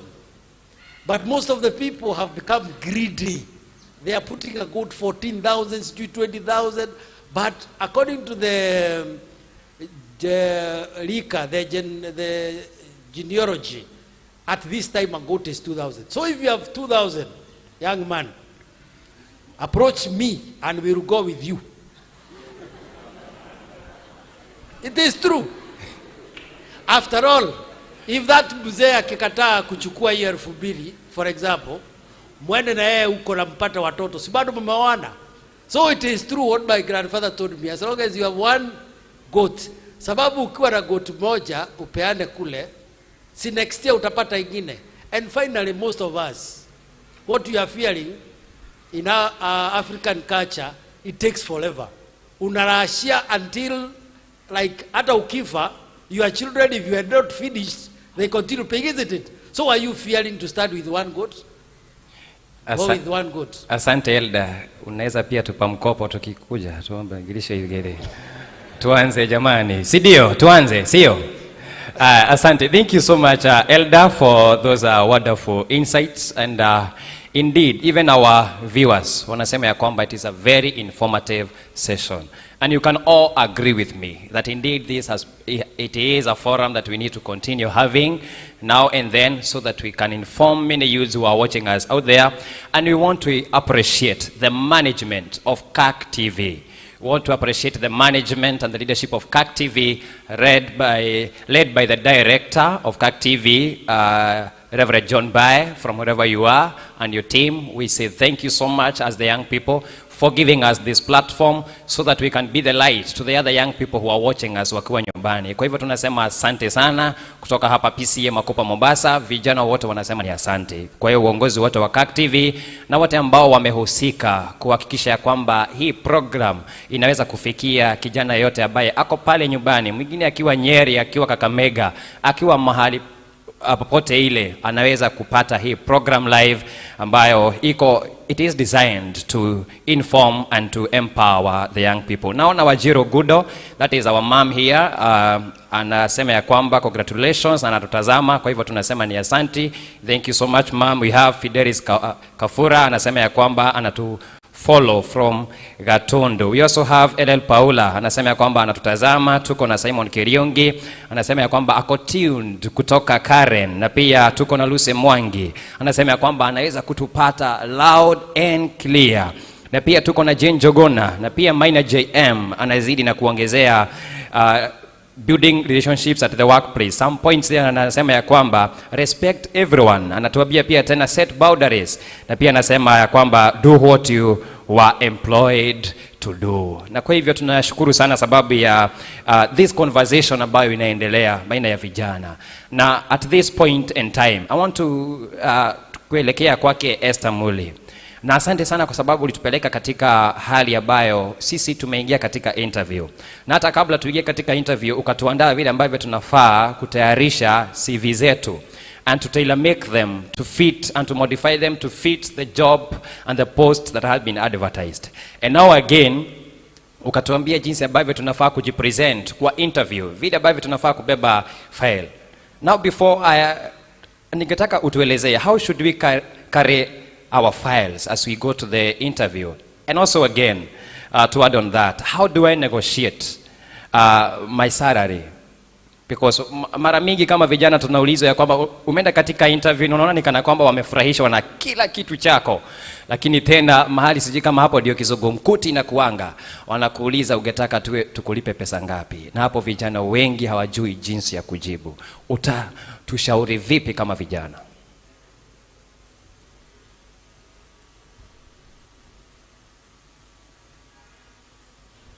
Thank you, moderator, for that question. Probably let me just go back when we talked about how to prepare for an interview. One of the things I talked about your CV. You also need to go through your CV and understand your CV, because that is where we get some of the questions from. Now back to the moderator's question. How do we present our papers? I've seen many times people come for interviews and the documentation, your CV, your testimonials, that is probably your diploma certificate, your KCSE certificate, umeziweka kwa envelope ya brown. Ile umekuwa unazunguka nayo the last 3 months. Na hiyo envelope ya brown, ukimaliza kuzunguka unaenda unaweka kwa kabati, si ndio? So what you need to do is invest in a small folder. We know we have those nice blue folders with transparencies inside. Put your documents properly. You know, the transparency in a folder. You know, as I said the first time, presentation, first impressions count. Put your documents in the nice blue folder with transparency, so that when you give, because I'll definitely ask you, can I see your documents? So that I'm able to go through page by page and ensure that you have all your documents. Compared to someone who comes with an envelope, hata hajapanga vizuri, when you're removing, some of them are falling off. So please ensure you invest in a small, nice folder and arrange your documents properly. Okay? Then the other question was, moderator, please repeat for me the other question.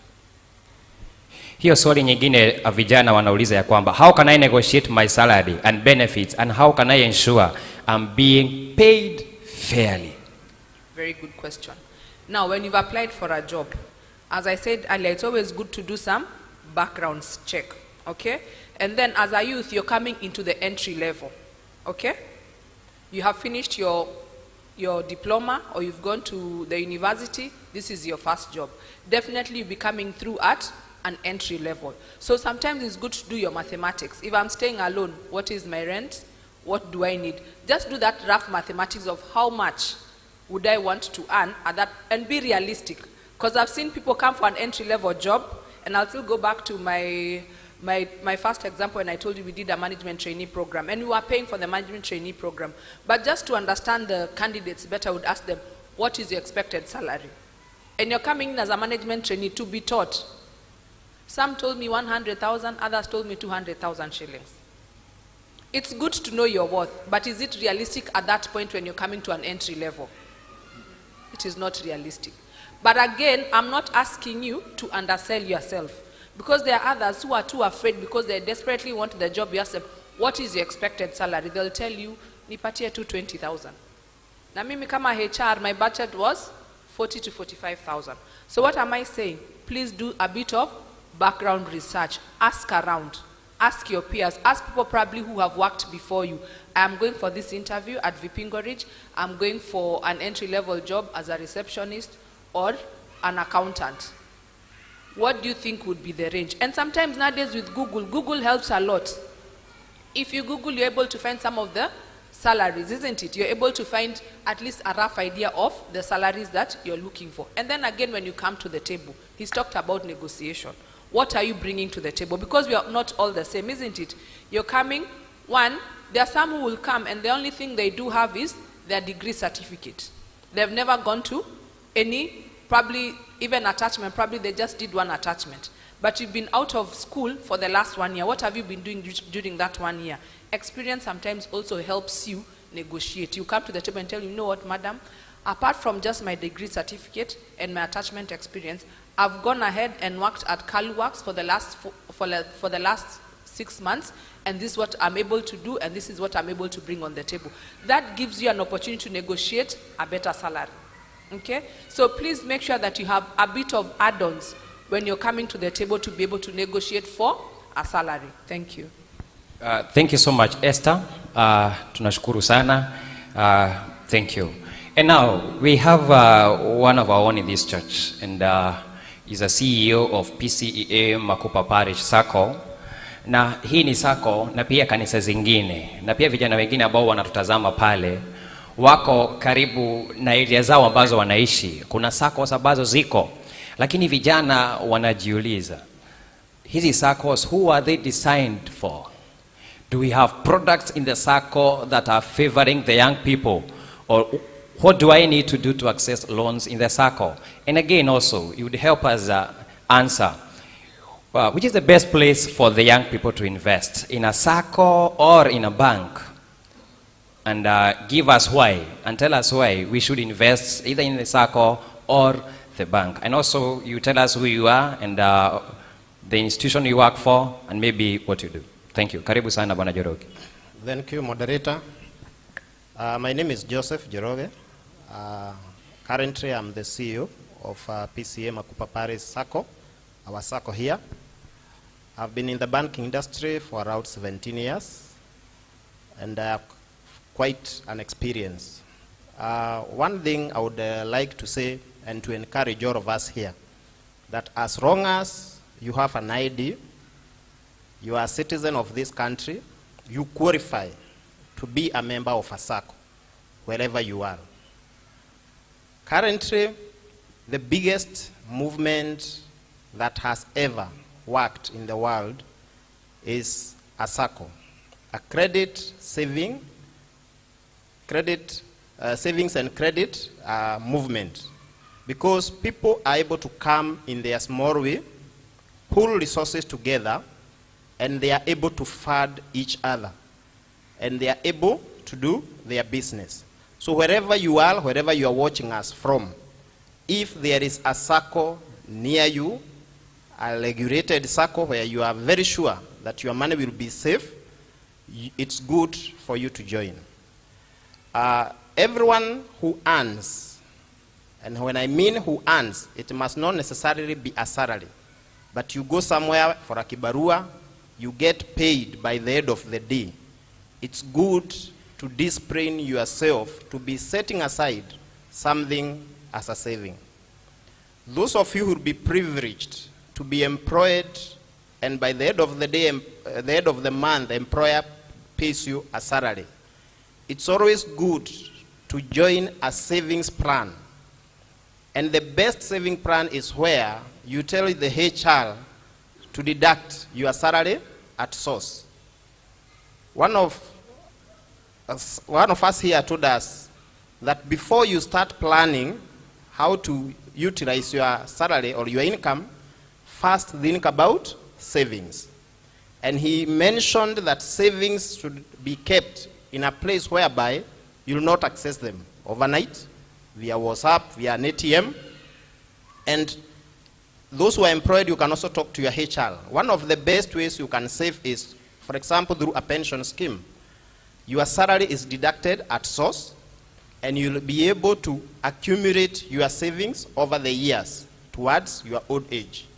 Number two, you can join a movement, a circle, whereby you'll be saving, because tomorrow you'll not access that money. And if you choose to save in a bank, go for a product, go talk to the manager and get the product where you'll not get this money tomorrow. You can go and get a product probably you save of a period of time, and then you access your money. And lastly, you can also save through an insurance scheme, whereby you save your money for a period of time, 5 years, 10 years, and you'll have your money accumulated together that you're able to invest or do a project without necessarily borrowing. As young people who are here, and also those who are watching us from home, I would like to encourage you that whatever little you earn, try your level best to commit 20% of it to a savings plan. You can look at a long-term savings plan, a short-term savings plan, but have a discipline whereby you are able to save. And if you start saving when you don't have a job, the date you'll get employed, you'll not be tempted to use your salary. Because majority of us, and even some of us here, we experience scenarios whereby nobody taught us about personal finance. Nobody taught us how to manage ourselves. And until the time we got to employment, and you find by the end of the month, your account has got some money, and you are not sure even what you had planned to do with that salary. So by the end of the day, you pay your rent, you know there are bills here, and the rest you have no good plan what to do with it. And you'll end up misusing the money, because you'll end up purchasing and buying things that you had not planned for.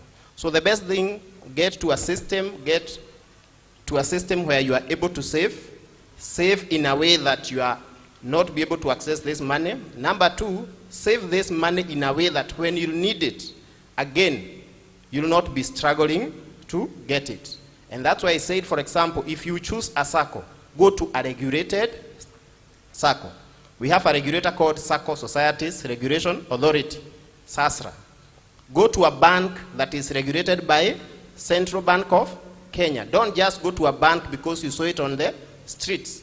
And after saving, tomorrow you go looking for your money, and you fight, the bank closed, or the SACCO is no longer there, or where the office they were, they can't even be traced. And that's why the church here, through the leadership of the church, long time ago they started this SACCO as a way of helping members, empowering the members of the church and the community to come together, bring their resources, save, and tomorrow they get access. Somebody asked about the cost of funds.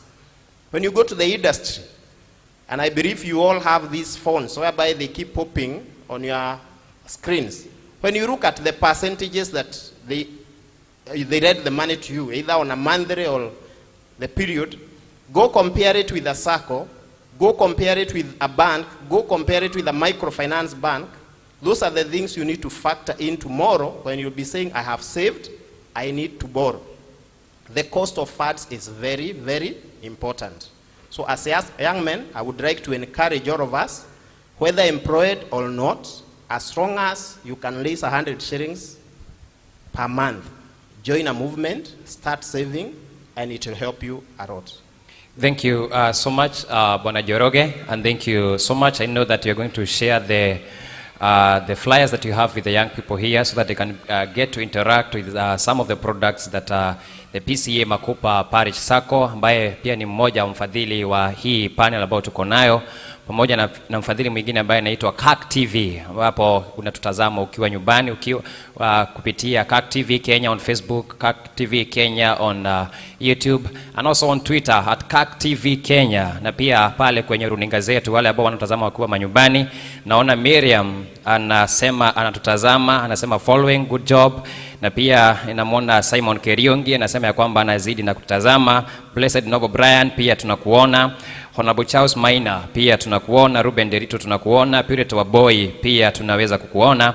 Na hapa kuna swali moja ambao vijana wanauliza kupitia kwa mitandao, na hili nitaweza kulisoma. Inasema ya kwamba a challenge that is hinting our youth in job seeking. One of the requirements is working experience. Where will I get experience if you accept the non-experienced? Na hii ningetaka Bwana King'ora aweze kutujibu. Bwana Lawrence, vijana kila mara tunaambiwa kwamba ukiapply job unaambiwa you must have 2 or 3 years experience. Where will we get experience? Kama kila wakati mnachukua sisi fresh kutoka campus, kutoka kampo, hiyo nafasi utaipata vipi na hiyo experience tutatoa wapi? Bwana King'ora. Thank you. I think it's all about expectations, and I think many people, when they are looking for jobs, they have created an expectation of what they want. But you have to understand that the market is not ile mnasemanga kwa ground vitu haiko something to that effect. Vitu ni different. I was looking at some statistics, and in Kenya the unemployment rate is 5.5%, and the majority of that means out of our 50+ million, about 2 million or thereabouts are unemployed, and that is just looking at the formal sector. If you go to the informal sector, it is even worse. And the majority of those unemployed, 19% is the youth. So when you say you're coming to look for a job, I think have a plan. Because you're looking for an entry position, please look for something that is suitable to your experience or to the papers that you have. Yes, we demand for that experience because we also want someone who will come on the job and be able to perform. But that does not mean we don't have other opportunities. There are internship opportunities. There are attachment opportunities. There are even volunteer opportunities. So what do you want for yourself? Because seated at home and saying that I'm looking for a job, and every other job comes with an experience, and you're not doing something to get that experience, then you're not helping yourself. And the employer is not going to change. They will still want that person with an experience. So how do you build that experience? In our church, we talked about there are people who are doing a lot of businesses here.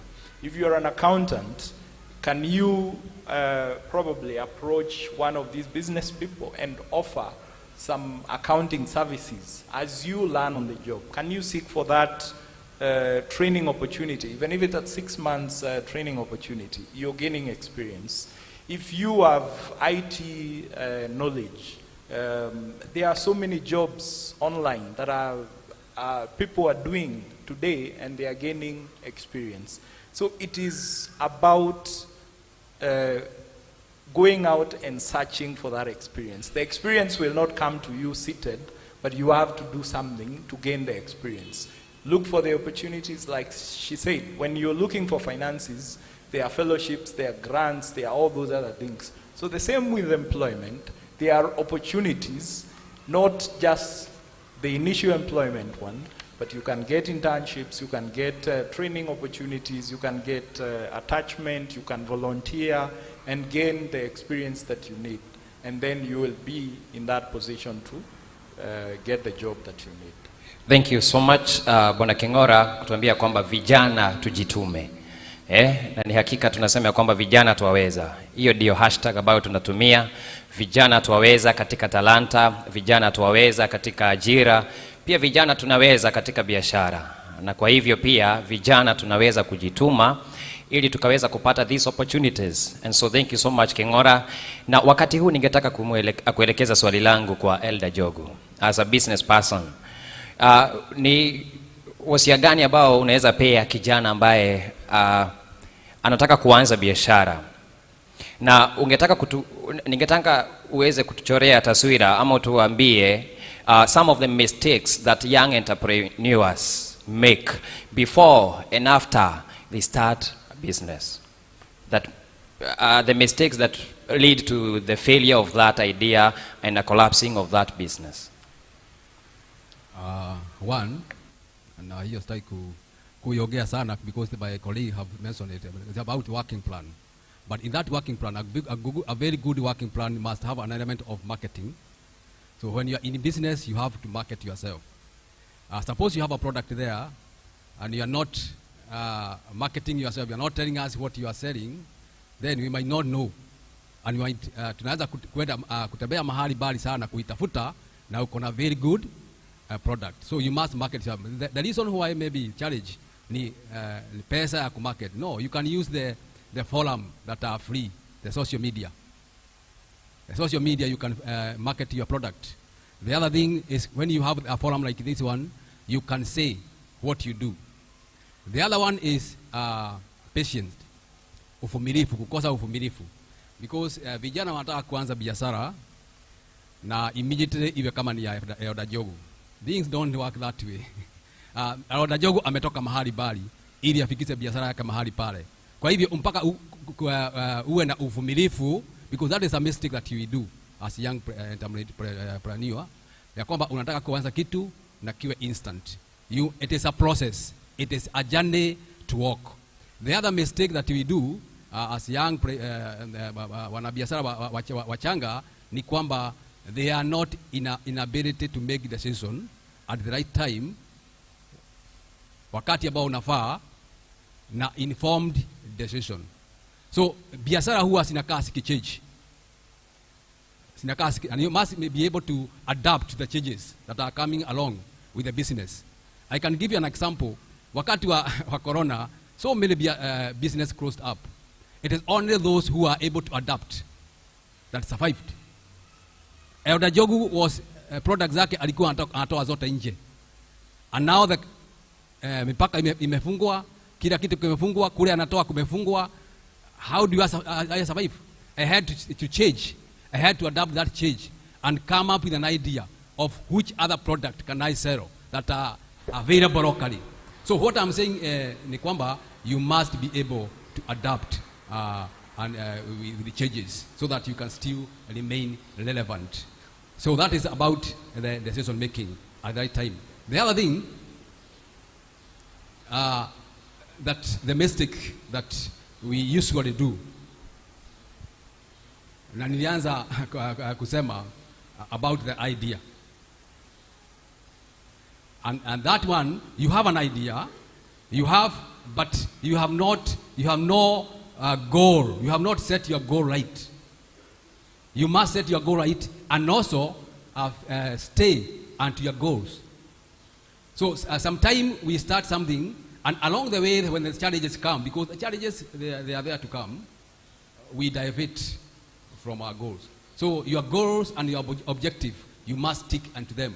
When those challenges come, look for somebody to help you. So you must have a mentor to help you overcome those challenges.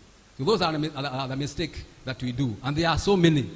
If time given, I can explain so many. But those are some of the few mistakes that we do in business. And they cost us a lot. So stay focused on your goal. Be patient. Be able to make the right decision at the right time. and actually quickly, because at time we anasema kwamba opportunity are like buses. Si unajua wale walikuwa wanajua wakati wa KBS, buses inakuja inaenda ingine inakuja. So if you are not able to make the decision quickly, then those opportunities zinaweza kukupi. So you must be alive to grab every opportunity that come along the way. Thank so that you. You can stay in the business. Thank you so much, Elder. Asante sana. Umetaja jambo ambalo umesema ya kwamba for us to remain relevant in the fields ambazo tumechagua za biashara, lazima kwanza tuangazie mambo kadhaa ambayo umesema about decision making. We be fast and quick in making decisions. Na sasa swali langu ninataka kulielekeza kwa Karo Jenga. Kama kijana na kama msichana ambaye amekuwa ni kielelezo kwa vijana wengi sasa. Kuna vijana ambao wanakutizama and they want to become Karo Jenga. Na pia wangetaka kujua kama saa hii ama ili wewe uzindi kuwa kielelezo chema kwa vijana. What are you doing to make sure that you still continue to be relevant in the next 10 years? In this field enye uko, a field that has proven to be very competitive. A lot of people are coming with ideas. They are starting to do events. What are you doing? We have seen a lot of young people in the social media. They are doing some cloud chasing. They're engaging in dirty businesses so that they can gain followers na wapata watu ambao watawafuata. What are you doing as a young person? Utasaidia vipi kijana ambaye ako hapa? Mambo gani anafaa kufuatilizia and remain relevant? Okay, thank you for the question.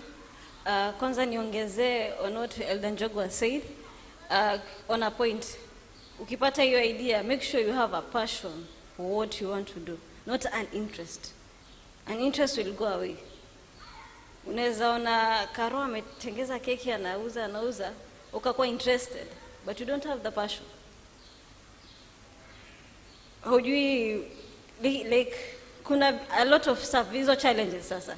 When they come, kwa sababu ilikuwa interest, you will be like, maybe nimesomea IT, say just go back to IT. Because you didn't have the drive, una your passion. And to your question, I'm working on creating a brand. Sorry, kuna sunlight, you say.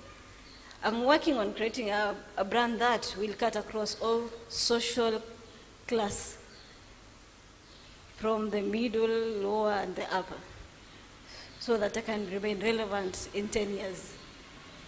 Yeah. Thank you so much, Caroline, and najua vijana wako tayari kuona na kuzidi kusoma kutokana na yale ambayo unayafanya, na tunazidi kusema ni asante kwa kuwa kielelezo pia kwa vijana. Ningetaka kurudi pale kwa Elder Timothy. What's the secret of serving with integrity in a corruption-dominated workplace? What's the secret of serving with integrity in a corruption-dominated workplace? I would say your belief system, because there is what you believe in and your convictions. Because if you stand that whatever I'm doing is wrong, then, and of course, those things are not sustainable. Anything that you do, bribing or all sorts of things, they are never sustainable. They are very short term. Because today you'll give a bribe, tomorrow you give a bigger bribe. If tomorrow somebody else comes and gives even bigger one, then you lose that business. So I think it is good to have a value system that this is what I believe in. I don't do bribes. I will do a straightforward business, or in my workplace, I will do straightforward work. I'm employed to work. I will not entertain gifts from customers. I will not entertain bribes from customers. They will come, they will tempt you, but after some time they realize that you have what you believe in. They will follow it. But of course, at the end of the day, it will give you more value, and you'll be more happy and satisfied that you've avoided such kind of things. Thank you so much, Elder. Na sasa katika runinga zetu na mostly in our social media, kuna campaigns ambazo zinaraniwa sana na the celebs ambao vijana sana wanaangalia na wamekuwa ni kama taa kwa vijana. Ndio watu ambao tunafuata. Na wengine hata naona wakicomment, we are commenting there as young people, you are my role model. And these people are advertising betting companies. And so one of the things that the young people are doing now is gambling, betting and gambling. And so, Mr. Kanyi, what advice do you have for the youth? Is gambling an investment? Is it good for us young people? Because some of them, they even tell us, you just need your 20 shillings. Ili uweze kujishidia milioni. Is this realistic? Is it an investment that we need to venture in as young people? Juu kila mtu hapa najua yuko na 20. Si uko na 20? Kila mtu ako na 20 kama 5. Is it an investment? Thank you, moderator. When you talk of an investment, it is where you put aside money or any other resource to guarantee you future returns that are better. So there are two aspects. I think in terms of investments, the rule of the thumb should be one, what is the risk involved? That is number one. Then number two, what are the returns? So when you think of the risk involved in gambling and maybe betting, chances are that once you do it, the chance of losing your money is 90%, if not more. So that is a bad investment. I would even say it's a no investment in the first place. So if you want to invest, if you want to get returns from the money that you have, then that is not the way to go, because the risk is too high. Okay? Then number two, what are the returns? For those who have done betting or gambling, how many times do you win? Because there should be almost some level of certainty, some level of comfort that if I invest in this, then my return is 10%, 20%, or 50% for those businesses that yields are so good. Because anything above 50% in terms of returns, and realistically, it's either an illegal business or, of course, a bad business to get into in the first place. Because there's that basic common sense that would prevail also in investments. So let's look at the returns. Let's also look at the risk. And as far as I'm concerned, I think gambling is a bad investment because the risk is too high. I think in most of the times, if we were to do a tally here, anybody who has attempted betting or gambling, 99% of us lost. So therefore, then, it is not an investment at all. Thank you. Thank you so much. Yes, you've told us it is not an investment. And so now, Elder Kangede, the youths are asking, where is the best place to invest as a young person then? Betting is not a good option. So many of them about gambling are not good options. So then, where is the best place for us young people to invest in? Elder. When I was doing my certificate in management, some things were defined and must be correct. And now that I'm doing masters, I'm told everything is correct, as long as you can prove it. I want to mention on betting, first of all, this church has said betting is no to us. The government could have said it is right to do it. But whatever it is legal to do it, it is not necessarily right to do it. So on investment, I also say the same. Whatever is seen in the world that it's making money, whether legalized by the law of that country or the law of our country, it could be legal here. You go to Tanzania, it is illegal. For example, Mirai in Kenya is illegal. When you go to Tanzania, you are in for 14 years. You see that? So it doesn't matter whoever would have legalized it here or there. But is it right? Is it correct? We usually define business as a part of putting some investment in hope to get a profit. And sometimes we may get a loss. And when we get that loss, there is a way we can deal with it. The question you ask yourself is this: whatever thing, and I usually say that there is no better business than any other. That is number one. We must all agree. Young people, we must all agree there is no better business than the other. I've seen motorcycle repairs driving big cars, and I've seen doctors who have retired and walking. So there is no bigger or better business. But what is the issue here? When you ever got the opportunity, as Elder Jogu has said, and Carol, could you easily just add value to whatever you have seen? Call that a mutuba. You've gotten a good mutuba, wash it, iron it, you have added value. Put an extra markup, then you sell. So basically what you need to do right now, most of you, you should start on business, whatever business it is. Identify a need that is there. Solve that problem. For those who have seen some wants are the things that you don't need to do with.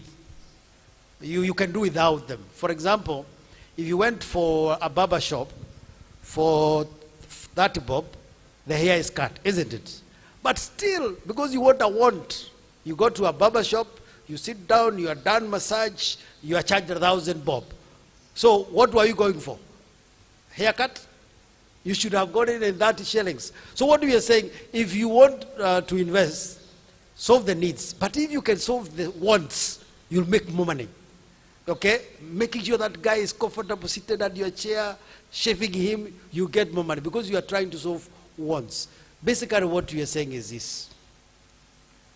Whatever it is correct, whatever it is like what in Philippians 4:8 says, whatever is respectful, whatever is lawful, whatever is correct, if you start that one, even if it's a humble beginning, you will get a result that one day you'll come and tell us, we are what you told us. Some of us came to Mombasa with the karatasi and nylon, and when you are going out, we will not be going karatasi and nylon. We may need a 40 foot or 2 trucks to take us from Mombasa.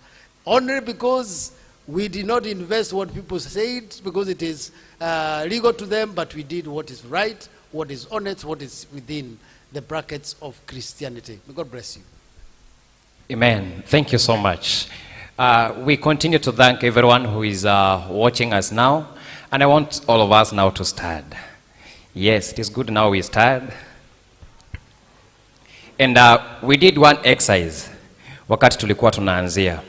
But before then, I want you to stretch your heads. Stretch your heads vizuri. Stretch your heads vizuri. Breathe in. Breathe out. Breathe in. In again. Kaa hapo for like 15 minutes. Kwanza tumalize mambo kadhaa ambayo ninasota hapa. Now you can breathe out. Again, head, shoulder, knees and toes. Knees and toes. Knees and toes. Head, shoulder, knees and toes. Si niliwafunza. Si niliwafunza. Si niliwafunza. We can do it better, right? Okay, tuanzie. Want to go? Head, shoulder, knees and toes. Knees and toes. Knees. Wait, knees yako iko wapi? Maru, ni, magoti iko wapi? Tyson, ni haiko hapa jamani. Alafu, si kupoint toes kule chini. Fika chini kijana. Head, shoulder, knees and toes. Knees and toes. Knees and toes. Head, shoulder, knees and toes. Sasa hapa sijui mtu anafaa kuanza na gani. Ni eyes, ears, ama mtu anafaa kuanza na nose. Can we say it all together? Eyes, ears, nose and mouth. I can see some church school dropouts. I don't know what we are going to do to them, elders. Sijui kama warudie class ya church school. Hebu stretch mikono hivyo tena, hivyo vizuri. Ukiona jirani yako hainui, uchunge mfuko. Uchunge mfuko, uchunge mfuko. Thank you so much. Now we can see it as we clap. Thank you so much. And so that ushers in a session where we want to interact with our audience who are here. Because we know we might not have captured all the questions that you wanted us address this very day. And so hii ni nafasi mwafaka yako uweze kuuliza hilo swali ambalo limekuwa likikutatiza kama kijana. Na kwa hivyo na kuomba vile ambavyo tutafanya ni kwamba utasimama Utapewa microphone na timu yetu ya IT ambao wako hapa. Na tafadhali go direct to the question, tell us who you are, na kama uko shule ama unafanya kazi, and then you go direct to the question, and you can also tell us whom you are directing your question to. Na kama hujui, the moderator will help you with that. And I know we can do that. We first get 3 questions, and then we proceed. So now, even as we prepare for that, yule ambaye yuko na swali anaweza inua mkono so that our IT team can locate you wherever you are. And as we do that, tunazidi kukaribisha wapendwa wetu ambao wanatutazama kupindia mitandao yetu ya kijamii, CAC TV on Facebook and CAC TV on YouTube, na pia kupitia Pcea Makupa. Na kama vile ambavyo tulianza kwa kusema, ni kwamba panel ambao tuko nayo na program ambayo tuko nayo hapa katika Pcea Makupa ni program ambao tunasema na tunaita ya kwamba Vijana Twaweza. And this is a forum designed by the young people, for the young people. And so young people are rising up na wanasema tunaweza pia tukauliza maswali ambayo yanatutatiza, na pia we can go for the solution to those whom we know can be of help to us, and that's why the young people are here. Na kwa hivyo pia wewe kijana ambao unatutizama ukiwa pale nyumbani, unaweza ukauliza swali lako wakati huu kabla tuweze kutamatisha, kwa sababu hatujabakisha dakika mingi ili tuweze kutamatisha hii program. Kwa hivyo unaweza uliza maswali pale, na tunazidi ku appreciate wote ambao wanatutazama online. Naona Ruben Derito pia yuko pale online. Naona Grace John again na Agnes Mwende wako online. Gichina Junior tunakuona, Edwin Modhanga najua anatutazama from within. Tuko na Miriam Gekuju, that is my cousin. Ni vizuri ku appreciate your people wakikutizama.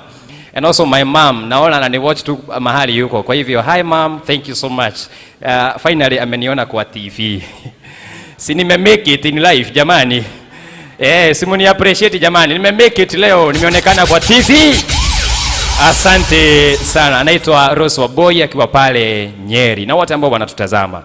And so now, without wasting time, I want to head to our audience who are here, the young people. Tell us your name, and you can also ask your question. Kama kuna mwingine ambaye kuna swali pia simama ili niweze kukuona. Simama ili niweze kukuona ili swali yako uweze kuliuliza. Thank you so much, our sister. Proceed. Good afternoon. Good afternoon. So my name is Susan Kimani. I'm born again. I'm from Elim Church, Makupa. I don't know whether I am allowed to ask 3 questions at a go, so I'll do it first. The first question to Mr. Kanyi. Yeah, I'd like to know, for a small business person, say for the mamambogas and people who do the blue-collar jobs, how would bookkeeping, how do you do bookkeeping in a very layman's language? How do you go about that? And then the second question is about taxation. I don't know who will be able to answer that from the floor. Please do. So when it comes to taxation, again, to the blue-collar jobs, right now the government is coming after us because of the taxes. And to be on the right side, as a young business person, how do you, or what is it, where do you go to get taxation knowledge, number one, and how do you go about paying your taxes? Especially, my very key question is, where do I get this taxation knowledge? Thank you. Thank you so much. Before we go to the next question, I would like Mr. Kanyi to address both of the questions. I know you can be able to address them so that we go to the next person with a question. Mr. Kanyi. Okay, thank you for that question. I know when you talk of bookkeeping, many people look at it as something very complicated, like you have to be an accountant for you to do bookkeeping. But basically for those who are practicing accountants, when you walk into a business, then you are able to guide a person on how to do very basic things. Number one, if you are trading, what would happen is that you have your purchases, what you're buying, and your sales. So long as you're able to capture your purchases, you're able to capture your sales and your expenses in whatever form, then an accountant is able to assist you to put together your sales per day and get your maybe monthly turnover, annual turnover, then they are also able to put together your sales. And that way, maybe every day if you look at what did I buy, I went to Kongoea, bought Sukuma Wiki, cut it and sold, then very easily you have kept a book, because your purchase was, I bought Sukuma Wiki at a 100 bob, I cut it into pieces, I sold to 10 people, and I made 200 bob. So you have a profit and loss account there, because your sales, how much is it? 200 bob. What is your purchase? 100 shillings. What is your gross profit? 100 bob, is it? So you can easily say that your gross profit margin is 50%. Then you go down to what are the expenses.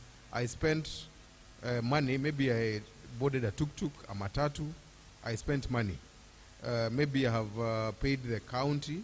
I know they have the options of maybe paying daily based on where you are. I paid kibada, I took lunch and all those other things. So bookkeeping doesn't have to look very complicated.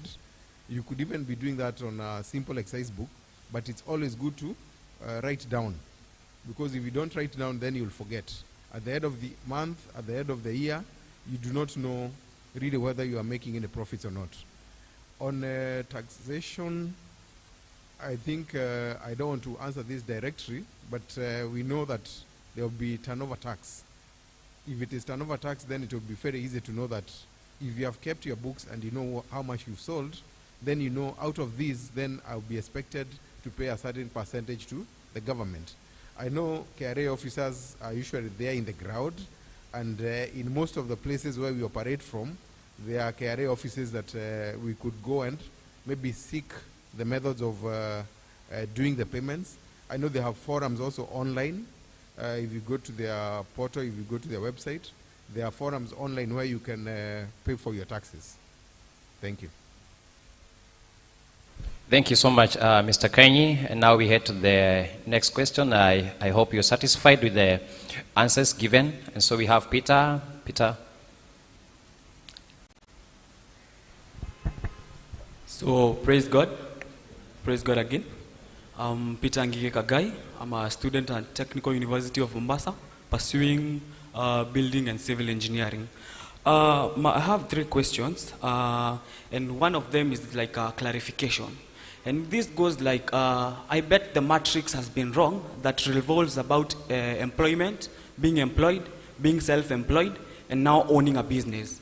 Because what I have heard from the conversations, the YouTube, maybe you go and you listen to people, young people as young people, we are only being taught how to go out of school, get to school first, come out of school, get employed, stick to the employment. There is nowhere we are being told that you can own your business, you can start your own business, you can be an entrepreneur, and then you can be the boss instead of being employed. We are only being told, so you will get to stick only in employment. You'll never grow like that. So how can you help us in that way? And then in the other way, it is in the financial literacy. As we are young, hatujui mambo mingi. I've been listening, I've been privileged to read a book, Rich Dad Poor Dad, and I would advise people to read that book by Robert Kiyosaki. And he says that for you to become rich, because we are not only looking at being employed, we are looking at being prominent people. People where I maybe I'm prophesying in 10 years, some 5 years, I'll be in that panel, God willing. And I would like to tell people about financial literacy, because he always talks about income, liabilities, and cash flow. And those are new terms in our sisi tunaambiwa tu go get salary, save, die, your children come take over your business, die, your children, but we are not told about making it as it's a legacy you are leaving. And then the other question that goes, now I'll pose it to Mrs. Muli. It goes about, you are new. Maybe I'm privileged and I've joined your company, or I was associated with you. Then I don't know anything in your company. Yes, I may have the background, shule, have papers, and have passed now I'm working, but sijui what I'm expected niko tu nimeingia, sijui nianze wapi. I'm seeing people working but mimi sijui ni wapi nitaanza. So because tuko shule na we are discussing that na it's really bugging our minds, because utatoka uanze wapi? Yes, you can get employment, but unaanza where are you starting? Thank you. That's one question. Thank you so much, Peter. And the first two questions, Dr. Kang'ethe will be able to address that as Esther Muli prepares to finalize with the other question. Dr. Kang'ethe, karibu. Yeah, good. I am surprised that most of the young people, they have chosen to be a career, for example, a doctor, an engineer, and they have been molded to become that.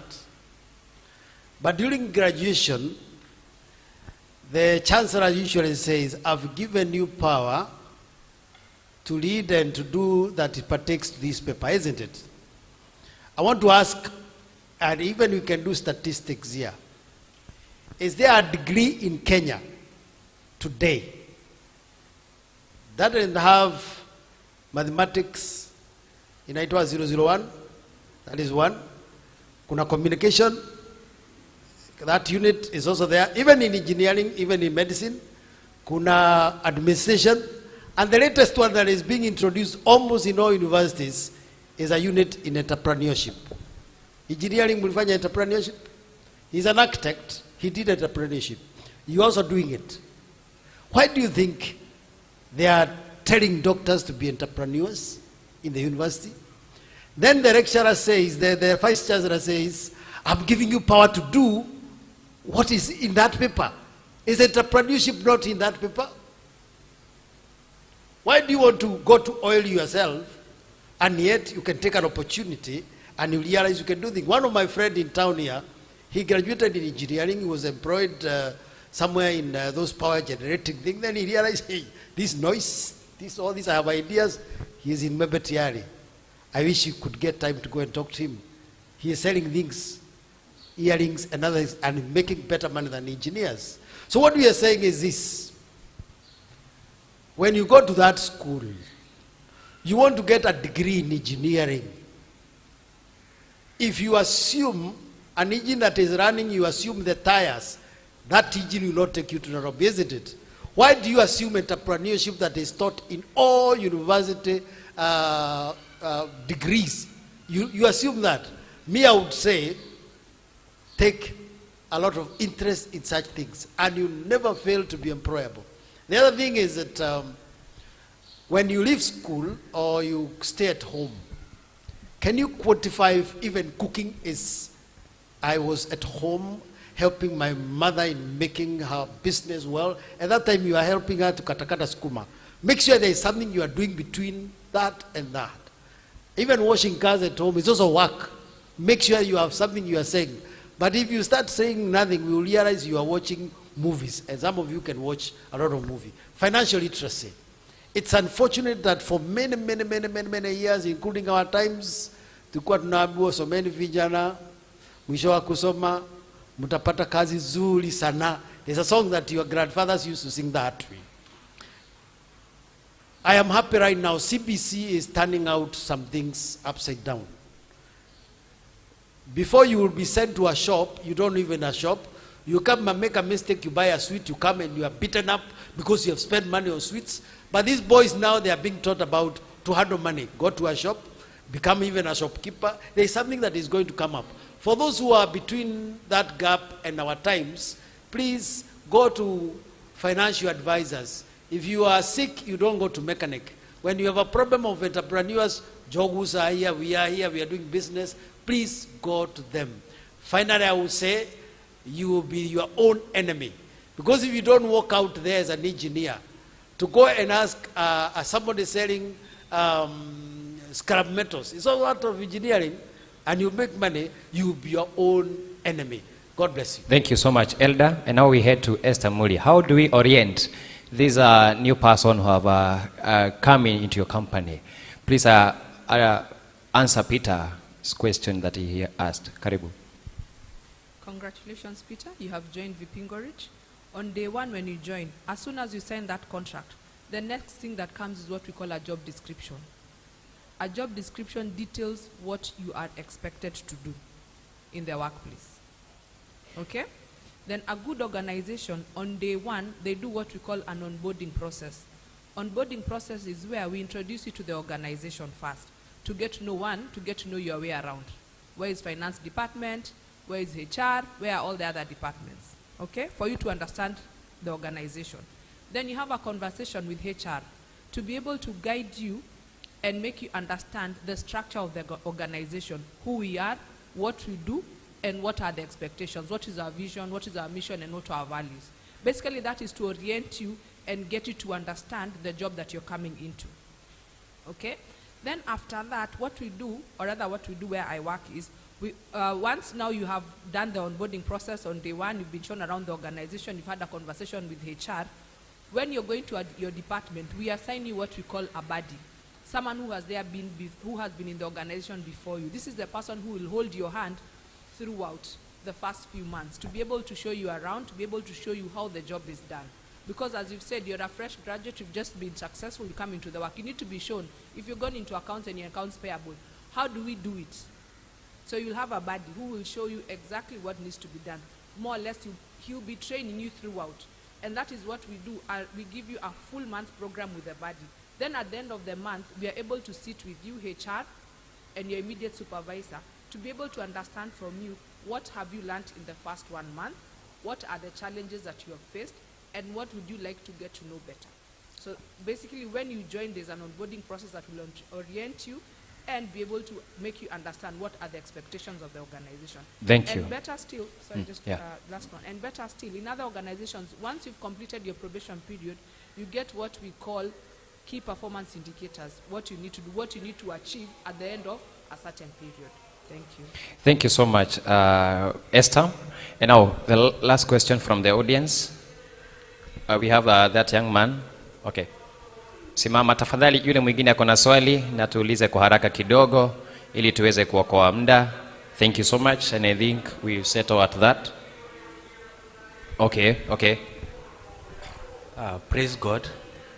I'm Juguna Paul. I'm from Pcea Milele Church, St. Margaret Parish. I'm an air conditioner technician. My question goes to Mr. Kanyi and all Elder Moshiri. Am I right? Yes. I'm asking about there's this thing, money market. So maybe I was asking the best companies that offer the best services in terms of interest and security. Thank you. Thank you so much. I think Elder Timothy, you can handle that one. Another question from another person. Kamau Matu. My question is to Mr. Kanyi. As a young person, tuseme niko na kaset kangu kadogo, but nafikiria kuchukua loan, lakini nashindwa kwenye au guarantors watatoka na ni kampuni gani yenye itaitikia kunifund the amount yenye mimi nataka to start maybe a business. Thank you so much. Another question from someone else. Mr. Kanyi, you handle that one. Thank you. My name is Peter Kamano, currently a student at the TUM, studying Diploma in Building and Civil Engineering. My question is this. You have started a business and you have gained a profit. What do you do with the profit? Thank you. Thank you. Elder Jogu, you handle that one. You've started a business, you've gotten the profit. What do you do with the profit? Do you eat? Good evening. I'm Henry Rohio and I'm working at Prime Fuels Kenya. My question is to Ms. Esther Muli. How would you advise a young professional in terms of drafting a standout CV for that desired role, bearing in mind that the young professional has gained experience and skills from a different role from what he or she had gained after completing, their undergraduate studies? Thank you. Thank you. I hope, Esther, you've gotten that one, right? You addressed that. Another one? So, hello, I'm Brian, graduated with software engineering. So, Pcea, so I have about the question to Francis Njogu. So I was asking, mostly when I was in campus, because it was in Nairobi, I used to go to pitching competition and also pitching to investors. We had a startup, but mostly we didn't get the funds. So mostly is convincing investors about new and better ways to cope with a problem which are not yet in the market, and showing them that you can have returns. Also, you said about starting small. I think some startups can start small, so I was asking, how do you go about it? Thank you. Elder Jogo, you have 2 questions, and I hope you've gotten them right so that we can be able to address the last one so that we continue. Yeah. My name is Edna. Let me direct my question to Elder Kang'ethe. You talked about the engineer who moved out of the lane of being an engineer to earring seller and something. So my question is, what exactly can you do to stick to your field? Like, because these times it has become so frustrating. Like, you're doing IT, you're doing tourism, but you will never practice on that field. Like, to me it's loss. Like, I've schooled doing something for 4 years, 3 years, but I'll never work in that field. I'll never practice. So, yeah. Thank you so much. And I want to hand it to our panelists to answer those questions. And we start with Mr. Kanyi. 1 minute each to handle the questions that we've been asked so that we can proceed. Thank you, moderator. The question that was pointed to me was on somebody who has security. Yeah. So maybe you have a title deed, you have a car logbook, and you want to come to a financial institution and ask for money to set up a business. Is that correct? Is that correct? Yeah, so I will tell you one thing about borrowing. Whenever you approach a financial institution, there are particular things that are looked at, and they are summarized in an acronym called CAMPARI. Yeah? And number 1 is the character of the borrower. When you walk in, somebody wants to know what is the character of this person. Then they also want to look at what is your ability to pay. Then they also want to look at repayment. How long will you take to pay back that money? They are looking at insurance. That is security. And that is what comes at the tail end. So, security alone may not guarantee you access of money. Yeah? And the most important is your ability to pay. What determines your ability to pay is your source of income. Okay? So, when you walk into a financial institution, they want to know what is your source of income at that point. Therefore, it becomes a bit difficult to walk with a title deed to maybe a bank and you're asking to get a loan. Because mostly, if you are a startup, you may not really be having any source of income. You may not have ability to pay that money. But as the discussion moved on, we identified various other sources of what you call seed capital. That is the money to start off a business. We should be personal savings. We should be, from family. Yeah, we should be from the donations that Kara was pointing out. There are also companies called venture capitalists. Yeah, they have the muscle to take a risk on ideas, but most of the commercial banks and circles would not go that way. So I hope I've answered your question. The security per se may not, guarantee you money from maybe a bank or a circle. What would be most important is the source of your incomes. And it's very important to look at that because suppose you have a title deed for a land you have inherited from your parents and you went and put it as a security in a bank, and you're given $1 million, Bob, for instance, and you went and started a business that you have no experience with, and you are totally unable to pay back that money, what happens?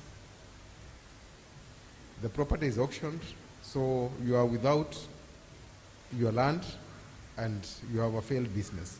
So let us start small, as Ms. Elder Jogu told us. We start small, grow organically, and with time, then you can take those risks, because you already know that in a month I'm earning so much, so if out of my earning of 20,000, I can pay a loan with 6,000 and remain with the rest of the money, then it is not guesswork, it is not experimentation you're doing, it is something that is very tangible. Thank you. Thank you so much. And now we head to Elder Jogu to please answer kindly. Please 1 minute each in every question, so that because of time, time is far much gone, and so please let us. Okay, so direct, I will start from where Kang'ethe left. Tunaenda skulu kufanya nini? Kuokoa knowledge. Knowledge gives us power to do things, ndio? We also go to school to acquire skills. These skills is one of the requirements of starting a business. I think hapo nimetoka. Niende kwa umeanza biashara na umetengeneza faida. Ufanya nini na faida hiyo? You can use it in expanding your business. Remember, ulikuwa na vision na ulikuwa na work plan. You can use it in expanding your business. You can also invest the profit. You can take it to the saving account. Ndio unaambia unaweza kuleta sako, and then uanze kusave na kubuild your saving, ambazo ndio zitakusaidia baadaye kukopa loan ili ukaanza kufanya jambo lingine. Unaweza pia kupeleka saving katika fixed account. Unaweza kumwona Kanye akwambie kuonyesha vile utafanya nayo faida. So those are the ways, those are the areas that you can use your profit with. There ni kuja kwa swali la brother hapa ambao niuliza nikaweza kueleza how is this starting small inamaanizaje. Starting small means, you know, small does not mean ya kwamba huyu ataanza mahali meanza na yule mwingine.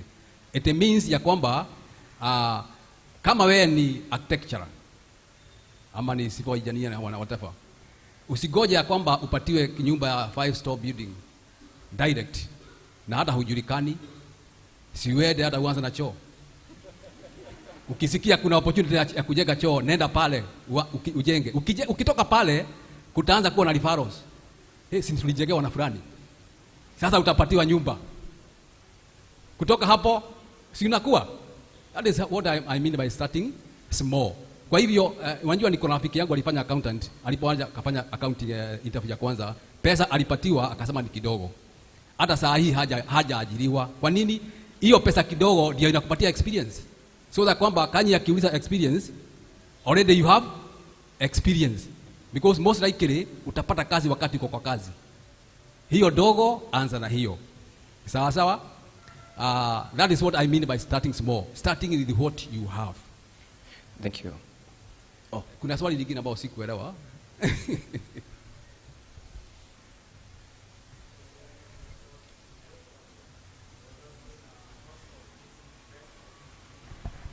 I think the question was how to convince an investor to invest in your idea.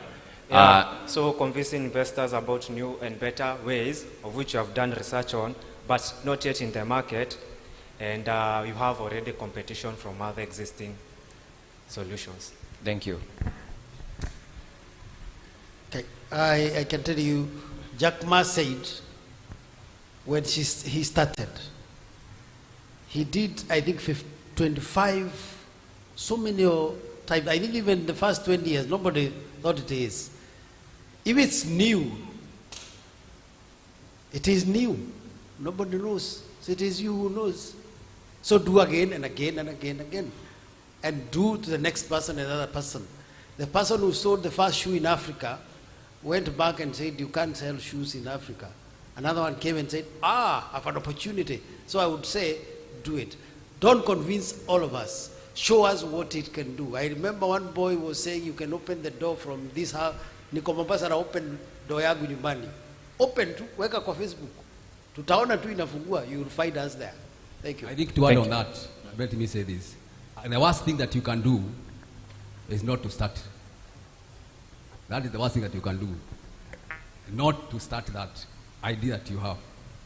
But once you start, then I believe ya kwamba utaendelea na utaanza kupata win the customer. Thank you so much. Wow, that one thing that you should not do is failure to.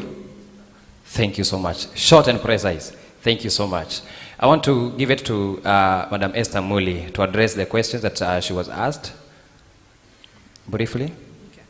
The question that was posed to me was about drafting a standard CV. CVs are very important. Like I'd mentioned earlier when I started, every time you're applying for a job, please draft the CV to suit the job. And what would a standard CV look like?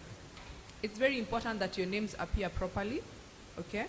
Then also, I also look at, please, it's also good to highlight what are your key competencies.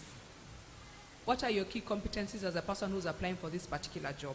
I've seen people, when they come to the job role, let's say, for example, I'm an accountant, I work for Ufanisi. What you do, you take that job description for Ufanisi and copy and paste it onto the CV.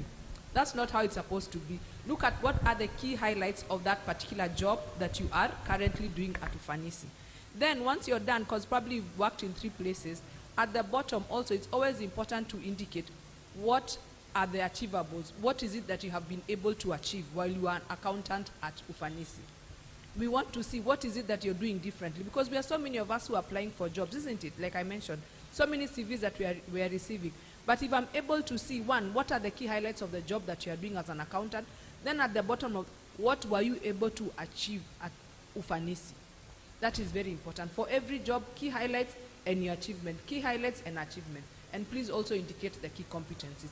And also, if you go onto Google or the internet has helped us with a lot of things. There are very many standard templates that you can use to help you come up with a proper CV. And we also have people now who are also drafting CVs for people. I can assure you, for the last 15 years I've worked, for every job that I've applied for, I've gotten a professional to do the CV for me. Thank you. Thank you so much, Esther. And I want you to hand it to Mr. Kingora to address this question. One youth has asked, addressing it to Mrs. Muri. Now I want Mr. Kingora to answer, because you're also in the same field. We are normally advised that on our CV, don't mention your current employment organization, nor include your current employer as a referee. Now, what if this is your first job you have ever been in, and you have worked there for like 5 years? And so she's saying, failing to include this 5-year period you have been currently working on your CV when applying for another job, wouldn't it raise a suspicion to the interviewing panel if they would see it as some form of discrepancy? First, you tell us whether it is true, whether that is advised, and if it is true, what should one do? Thank you. I think the reason why you told people advise that is because you're already in employment, and if you put your employer as a referee, then as a prospective employer, the first thing that I do is do a reference check. So I'll be calling your current employer to ask about you. So probably you've not left your job yet, and you're prospecting for another job. So when we're doing reference check, of course, then you know the card is out of the bag that you're already looking for a job, and probably you may not get that chance of that job. But the fact that an employer is doing a reference check, then it means you're already almost 2 foot in the job. Okay, so you need to make a decision as a job searcher. Why are you searching for that job? Because you've already made a decision. The fact that you are searching for a job, it means there's something that you're not getting in your current job. Either you're not getting progression in terms of growth, or in terms of salary, or some dissatisfaction with the job. So whether you indicate that current employer or not, you're still in a job that you're not satisfied with. So would you rather indicate it and it helps you to secure that other job, or would you rather leave it out and those questions comes? Because of course as employers we look at the blanks. If you tell me that you've been employed and I can see 2 years blank in your CV, then how do I explain that? And that's why I think Elder was saying, even if you are helping your mom with preparing boga in the kibanda, find a way of putting it in such a way that it shows that you are consistently in employment, as opposed to having a blank in your CV. You've worked for, you're talking about 10 years experience, but in those 10 years, you can only account for 5 years. So it's good to, if it's your, you know, you're a new person looking for a job, indicate all jobs that you've been looking for. But as Shia said, also ensure that your CV is relevant to the job that you're looking for. Thank you. Thank you so much, Bwana Lawrence. And this I directed to Carol Jenga as a young person. And this question comes from my youth. And the question is, okay, how can you improve your trust towards people who feels that giving young people that young people cannot handle big thing, maybe in terms of projects or tender giving? How do you improve your trust towards people, to trust that young people can be able to do that project, to take that project and do it, to give that tender to the young person? How do we improve the trust to the people out there? Thank you for the question. I think by being effective and also being at your best with the work. If you're told to decorate, don't do a shoddy work. Create relationships, create connections with people. Venye tumeambiwa tu, in every workplace, lazima uwe na relationships.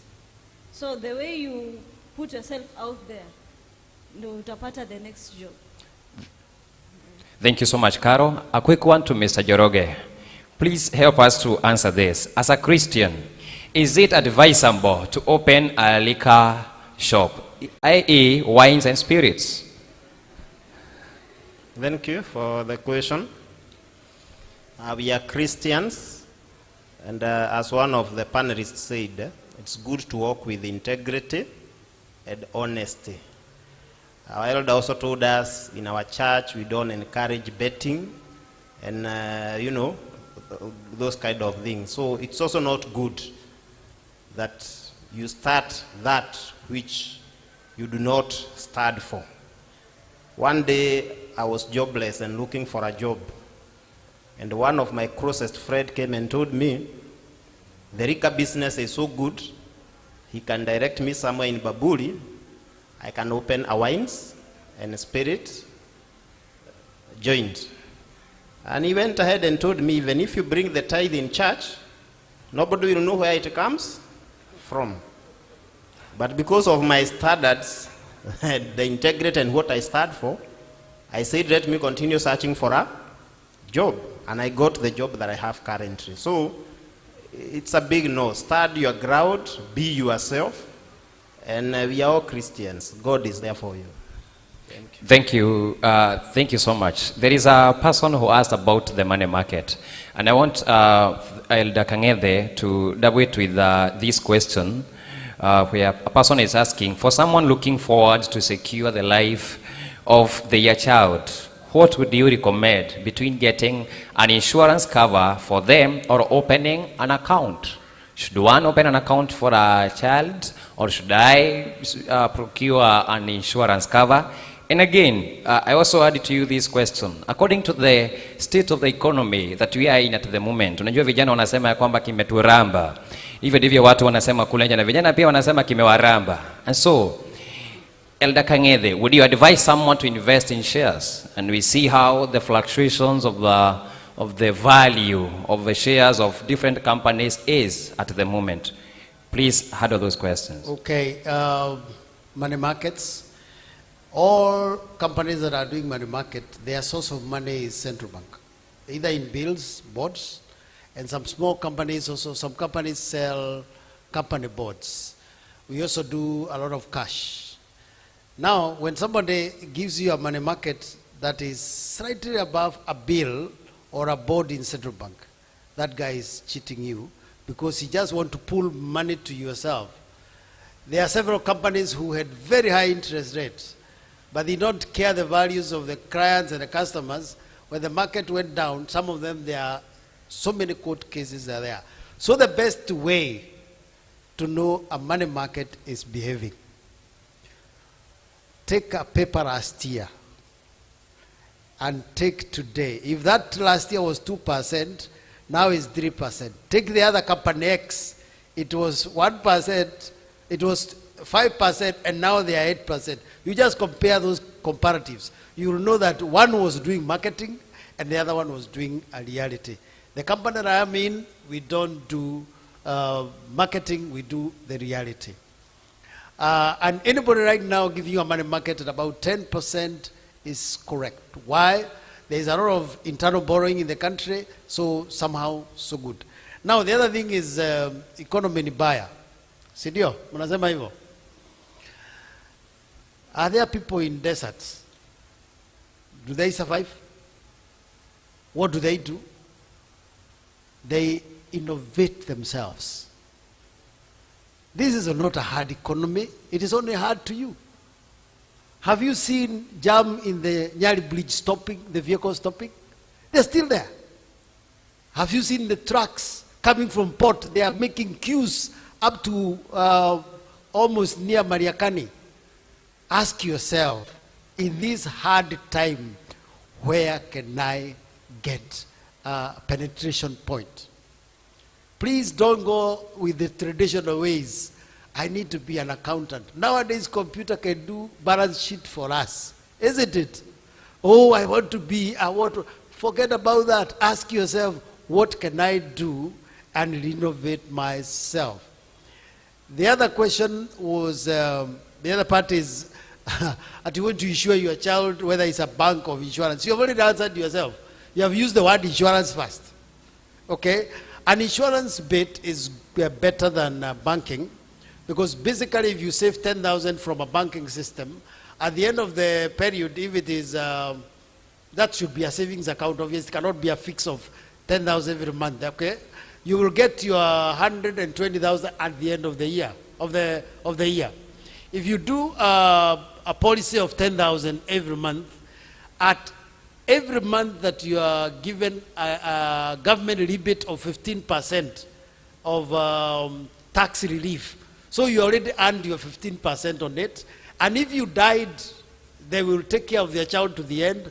And if you died in a normal banking, they'll just give you the normal amount. Nowadays, banks have also innovated themselves. They are bringing bank assurance because they've realized there are some you people come with the same question. But the best thing to do it, kindly, insurance and banking are different. Make sure if you think that you want to insure your child for education, for long term, for short term, go for that one. But if you are saving for university for the next 1 month, you can put it in a money market system because you still get an interest and get it. And the other thing I was wondering, moderator, do people know what is a money market? Actually, or you are just asking. A money market is where you can track your money on a daily basis. And if you wanted tomorrow, you get it out. And you can even add money any day. On other systems, if you cannot add money in a money market, if it's a banking, you have to break a contract to add or something like that. So money market is something that is like current, but it is also growing. So please go and study those things. Don't really see movies for 3 hours and yet there are money market stories that are happening. Thank you so much. One on that? Oh, this lady asked about as she has trained for a specific course. She's feeling bad to leave it. Let me tell you, stick to that job as long as it can hold. Okay? Kodak took all the time holding to the film. Nowadays we are all taking from our photos.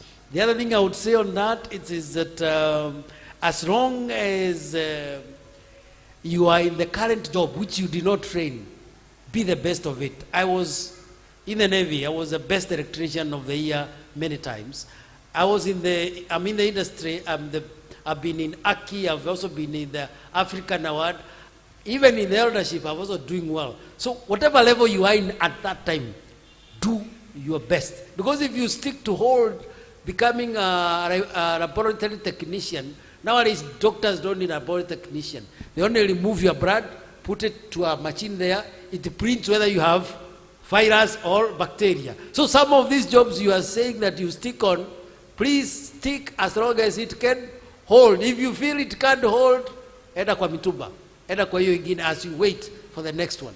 Thank you, Elder. On that note, as we wind up, because I want us to wind up now, time is far much gone, but there is this question that has kept on recurring from the youth. Almost 5 people have asked about it. And so I want to direct it to Elder Timothy. And what we are saying, that no one knows if what they are doing will work out. I appreciate that running a business is taking a risk. But at what point do you count your losses? Recoup your money so that you can reinvest in another venture? Ama ufikirie kwenda kwa employment. At what point? Elder. I think basically looking at it, what I would, of course, the last bit that you finished with there, if you started being an entrepreneur, forget the issues of employment. Because if you keep on thinking that you can go back, you will never move forward. Because if you start a business thinking like, if it fails, I'll go back to employment, you will stick to that. But once you decide you want to be an entrepreneur, be an entrepreneur 100%. Move with it. And what Elder Jogu said, you need to keep on researching. You need to keep understanding. Because the business dynamics are changing every other day. 10 years ago, we didn't have smartphones. Today we have smartphones. There were phones that we used to buy then. I don't see any of them. So those are the dynamics of this day. You go today to an electronic shop, you find a very nice TV. You go there 3 months down the line, you find there's a newer one. So what you need to understand is what is happening in this line of business. So that now, if you realize that whatever you are doing will not be viable anymore, then you can recoup your profits and move on. Because like Elder John said, those of you are not, most of you are not there. There's a time when there were no phones. No, you can start from there. You can watch it from National Geography. There was a time there were no phones. Those days, we used to go to a studio to get photos. So those guys, they were taught to change. They said they can continue doing the photos. Then when the phones came, they realized that they no longer have market for their cameras.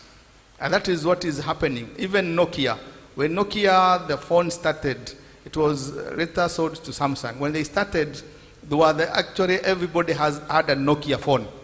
That was the Samsung and the iPhones of those days. When they were told to join the operating system of Android, they refused. So when the Android started, Samsung embraced it. So today they are not there. So you need to understand the market dynamics. If things are changing, move out before. Don't wait until you're salvaging a business that it is no longer there. Things are changing so rapidly. So you need to make sure that you understand today you can make money, but tomorrow you cannot make the same money. You've seen even the invent of these, what we call it, the Bolt, these taxis from the app. What is the other name? Is Uber. Uber. Previously, when Uber started, those guys who had those old taxis, they refused to join Uber. They said they want to do the same old business. So everybody now joined the Uber. There was Bolt, there was Retro Cab. Then they realized that they're just sitting at the airport and there's no business. So what do? Then you find the longer you stay there, the longer you eat, you continue eating your capital. So you need to understand when you find things are changing, then change with time so that you don't lose your capital. Thank you. On that note, there's someone who is having unsupportive parents. How do you advise that person and want to start a business? The parents do not support the idea that he or she has for that business. And again, also in 1 minute, please advise someone who wants to start an Airbnb business. What are some of the advantages or disadvantages for it? Is someone who is here who is having an idea, is in this forum, and so I saw it good not kufungia hiyo swali, because we might be unlocking someone to go and do something that will bring a turnaround of their life. You've asked so many questions. We start with the first one. The issue of uncooperating parents. You know, it is very difficult to define uncooperating parents. I don't know why they are not cooperating. And is this person of age? Because as long as you live in their house, you have to cooperate. Because that is, and of course, then you also need to understand, is it an illegal business? Because they are not cooperating because maybe you want to start a wines and spirit. So I think there are so many questions that we need to understand before we respond. But of course, the most important thing is always good to get blessings from your parents. Because anything that you do rebelling, sometimes, most of the times they don't go very well. If you have a very good idea and you sit down and you're able to explain and somebody understands, most of the times they will agree. And of course, when you become of age and you've gone out, then of course you can always venture in what you want to do as long as it is legal. Thank you. Then there is the issue Airbnb business. Airbnb is just like any other business. It's something somebody said in this panel that any business that you want to do, you have to do marketing. Because you can have that house, because what you want, Airbnb, you go, you rent a house, it's a 1-bedroom, 2-bedroom, then you furnish that house. Then you want to sell it as a holiday home. So that means that you have to advertise. You have to engage the market, whether social media or whichever, you have to source for those clients. So as you go to look for that house, before you furnish that house, you need to ask yourself, how am I going to source for these customers? Then if you can answer how, then it's a good idea. Thank you so much, Elder. And now to wind up, I want to actually give each and every one of us time to make the parting shot. We know that we cannot answer all the questions that we have here because we have a lot of questions. And I believe we've been able to handle the most burning questions. And I know that the conversation will continue. Tutaendelea na this conversation. And I believe, because we have the blessings of our parish minister, it is good to say that, we have the blessings of our parish minister, Reverend Iram Githaiga, and I know it is only because he was held up somewhere in a Presbyterian event. I know he would be here. I know next time we will get him to the panel, because we also want the youth to ask those questions to even to our Reverend and other people.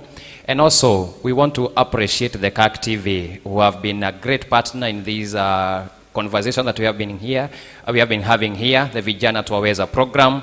And we want to appreciate every viewer ambaye anatupata pale. We may not be able to mention all of your names at this moment, but please, we appreciate you for being there. Asante sana kwa kutune in, ukiwa nyumbani, ukiwa kazini, ukitravel, wengine wakiwa kwenye nje ya nchi, pale CAC TV Kenya on YouTube and Facebook, na wengine Pcea Makupa on YouTube and Facebook, na wengine wakitazama katika runinga na stesheni ya CAC TV. Asanteni sana, Mungu awabariki. Na kwa hivyo sasa, bila kupoteza wakati, ningetaka niweze kuwapatia kila mmoja parting shot, kindly 1 minute, ili tuweze kutamatisha, na nitaanza na line. Kwa hivyo nitaanza na Bwana Joroge to give his parting shot, alafu tutaendelea hivyo. Thank you, moderator, and thank you for everyone for this opportunity. Carry home what you have heard, practice it. We are here time and again. Engage us offline, online, and we'll be here to advise you to our level best. God bless you. Asante. And before Elder Kang'ethe, you carry on, I want to maybe ask if you, because the young people here, I'm getting messages here. Some of them would really like to engage with you even after we finish this program.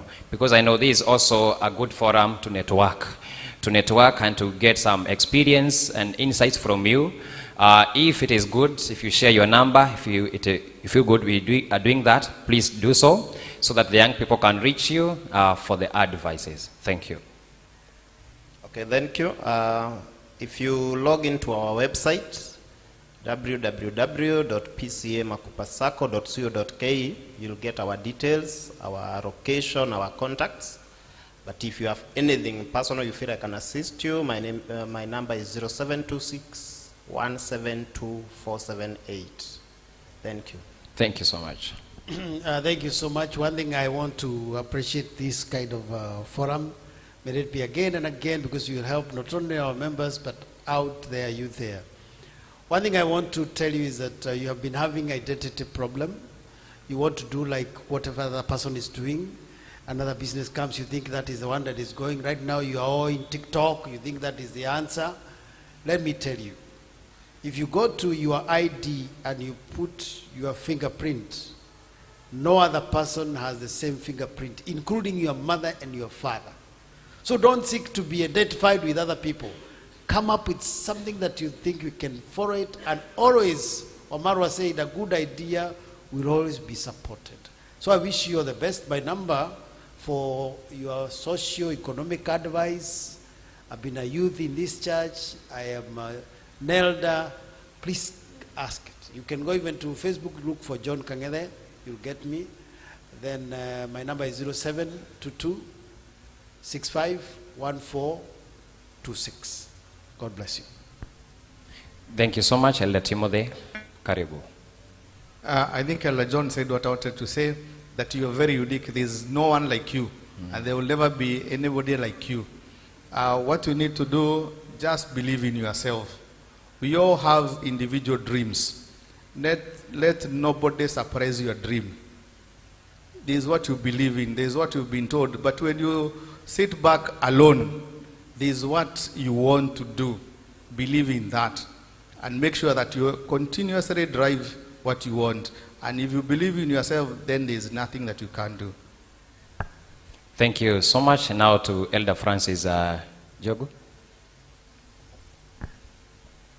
Asante.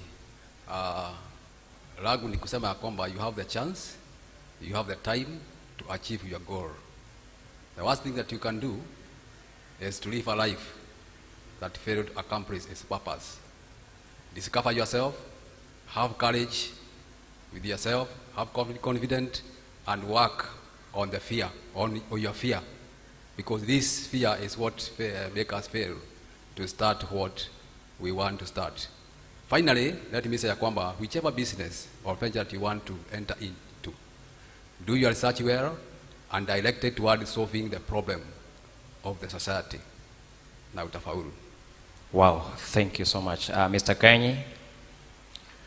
Thank you. Mine is to really state that one of the best assets all of you have is that you are young, you are energetic, so you have enough time ahead of you to really realize your dreams. And one thing that you should remember is that if your dream is not big enough to scare you, to give you sleepless nights, then you're not dreaming big enough. Let your dream scare you. Yeah, when you look at where you want to be, you even wonder, is it real? How am I going to get there? So that is one of the first aspects of venturing out there and reaching to your dreams. The other thing is about attitude. I know attitude can be shaped by what you find in our society. You get scared, you imagine things are too bad because probably when you open to listen to news and new information on social media, on print media and everywhere else, things are all negative, negative, negative. So let's try amidst all that to have a positive attitude that things can work in life and we have what it takes to get there. One of the things I say that your generation is privileged in is technology. If you use technology well, not in TikTok and all the others like Elder Kangede has really emphasized. During our time, if we are seeking out for opportunities after college, you have to go to the postal directory, and when it was a bit advanced, there were yellow pages. But for you, information is at your fingertips. You Google, you get all the information you need about a company that you have applied for a job, and you have a basic knowledge of maybe a certain career, what it entails. So you have a lot of information, so please go for it and use that positively. All the best and God bless you. Thank you so much, Mr. Kanyi. God bless you. Esther. Mine is to say thank you very much for this forum. It has been quite interactive with the team, and I think we should do more of this to help our youth to achieve what they dream of. Mine is to tell you, please don't give up. Never give up. Send that CV. Send it once, twice, thrice. Send it as many times. Just sending one CV and going back home and locking yourself up and saying sipati kazi, it's not going to solve that problem. Keep sending that CV, don't tire. And also, don't sit at home and say sipati kazi. Go and look for internships. Look for attachments. I've seen many people who have worked with, they started as attaches. Just as attaches. I remember a previous place where I worked. The MD then started off as an attache. He became a port clerk, and now he's a managing director. So please, don't sit at home and say sipati kazi. And don't give up. Come and look for attachment. Come and look for internship. That is experience and that is work. And it will take you places. Thank you. Thank you so much, Esther. And now to Mr. Lawrence. Thank you. First of all, I want to appreciate the leadership of the youth for this forum. I want to appreciate my fellow panelists. It's been very engaging forum.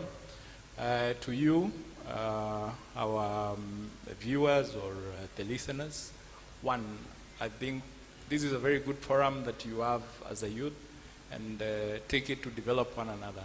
One of the biggest challenges that we have is with the youth, especially those who are coming to employment, is communication. And communication is not just verbal. Even the CV is a tool of communication. The cover letter that you write is a tool of communication. And when you sit in the interview room, you are also expected to communicate. She talked about how you present your papers. And I'm imagining if you're going for interviews for the next 2-3 months with the same brown envelope, those papers will be in tatters in themselves. So you can imagine you're looking for your entry job and your papers are already in tatters. So let's learn to communicate. The other thing is that according to the World Economic Forum, in the year 2025, 50% of people in employment will be reskilling, will be required to upgrade their skills. Why? Because most of these jobs are now being taken over by artificial intelligence. We've been told accounting and architectural. You've heard of ChatGPT, is it ChatGPT or whatever it is? Things are changing, and unless we take time to understand where the world is heading to, then we will still come and have these forums and complain about not getting employment, but we are not taking time to understand where the world is heading to, where the employment environment is heading to, and so we just stagnant. And we have the opportunity to take the numbers of these people, learn from them. I'm not saying we are the best, but the fact that you have an opportunity to learn from somebody, don't miss that chance. Thank you. Thank you so much, Mr. Lawrence. And now, finally, to our fellow youth, Caroline Jenga. Karibu sana. I want to thank the youth office for this opportunity. Si rahisi kuketi in the midst as the only youth. Ni grace ya God, sindio? So what I will want to tell you is when you go home, have a test on yourself, about your self-awareness. What do you want? In 2-3 years, what do you want to do about your future, your vision? If you want to get into business, if you want to go to employment. So go sit down, know what you want. Umeongea about business plan. There is the lean canvas model. So you can make it. It's like a business plan, but it is a 1 page with 9 components of what you want. It's like a business plan. So it's a strategy of how you are going to plan about your business. So after that, just know you have to have focus, and you focus to fail. Siwezi kuambia you focus to get $1 million next month that ukianza biashara. It's not easy. Because the profit, kuna mtu aliuliza, where do you take your profits? You get like at 1,000 kwa event, 2,000, 3,000, and that 1,000 inafaa kurudi so that you can reinvest in materials that next time usiende kuomba ama usiwe in short. So to create a brand for yourself is not easy. I started way back 2017 with baking. Decoration I started after Corona because I saw there was a need. the baking was not doing well at that time. Kila mtu at home alianza kutengeza keki. Kulikuwa na home bakers wengi. So I had to move nianze fanya events. So when you go home, check on yourselves. Thank you. Wow, thank you so much. We must all say wow. Say many wow. Yes. Okay. By the way, si amefanya kazi poa? I have a gift. I have a book. A friend wrote it. Iko hapa. It is a book that was written by one of our youths, but ako Nairobi. Inaitwa In Pursuit of Growth. Thank you so much. Thank you. Thank you so much for the book, and I promise that I will read it, and I know some of the insights I will be able to share with my fellow young people. And I must say that it has been wonderful. And I feel like we should all say this. It has been. Na hakika vijana tumefanya nini? Vijana tumefanya nini? Vijana tumeweza. Kama tumeweza tunaonyesha kwa ishara. Vijana tumeweza. Mtu wetu wa kamera tafadhali tuelekeze kwa vijana ili vijana waonekane kwamba hakika vijana wamefanya nini? Wameweza. Na kwa hivyo mwelekezi wetu anapotuelekeza kwa vijana ambapo wameketi. Vijana tumefanya nini? Vijana tumeweza.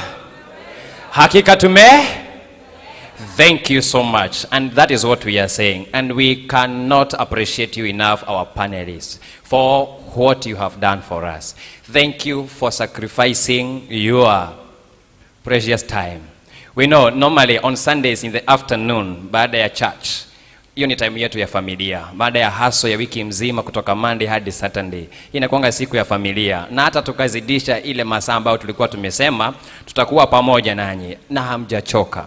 And so we want to say thank you on behalf of the youth leadership and on behalf of this church. Nataka kusema ni asante kwenu nyote kwa kutenga wakati wenu ili muweze kushare wasia na vijana ili vijana waweze kujikuza. Na kwa hivyo tunashukuru sana, na pia tunashukuru sababu ya CAC TV. Tunashukuru sababu ya CAC TV kwa kutupa platform nzuri. We notified them juzi na wao wenyewe wakajitolea kusponsor this program free of charge. Hata hawajalipisha pesa yoyote. What do we say to the CAC TV, wanarika? What do we say to the CAC TV? Thank you so much. Na tunasema mbarikiwe, Reverend Bai and the team and all the management of the CAC TV Kenya. And I want to tell all the investors and all the people in businesses, tafadhali advertise with CAC TV. You'll be able to get a wide coverage and you'll be able to get potential clients through the CAC TV Kenya. And I want to tell even you young person, unaweza anza unaonanga watu wakubwa Safaricom wakiadvertise kwa TV. Anza hapa CAC TV and you see the things that will happen. It is not magic that will happen. It will be miracle sababu you took that first step. And finally, I want to tell our young people that we are enough. It is our time. We are enough and it is our time. Let that sink in. I am enough and it is my time. And so I can do it. As the Holy Book says, the Bible says in Philippians 4:13, that I can do all things through Christ who strengthens me. So as young people we say, Vijana Twaweza, through Christ who strengthens us. And so, till next time, we want to thank you all of you ambao mmekuwa mkitutazama, wote ambao wako nyumbani, Timo N kama tunakuona, Ruben Derito, na wale wote ambao wameandika pale kwenye mtandao, Governor JM, tunawaona nyote na tunasema ni asante. Na sasa, sababu ni vizuri niseme vile ambavyo kile ambacho mimi huwa nafanya. I'm an event organizer. I'm an event manager, event organizer, I plan events. Na kwa hivyo mimi pia ni MC. Na kwa hivyo katika kazi zote za MC, kama ni kwa harusi, kama ni kwa ratio, kama ni kwa hiyo Thanksgiving ceremony that you have, please, I got you covered. Na kama uko na voice over ambao ungetaka tukufanyie, MC Amos got you covered. Na si pia tunaweza sema ametosha kuingia kwa program ya TV. Si tumetosha, tumesema it is our time. And so in God's time, it shall be done.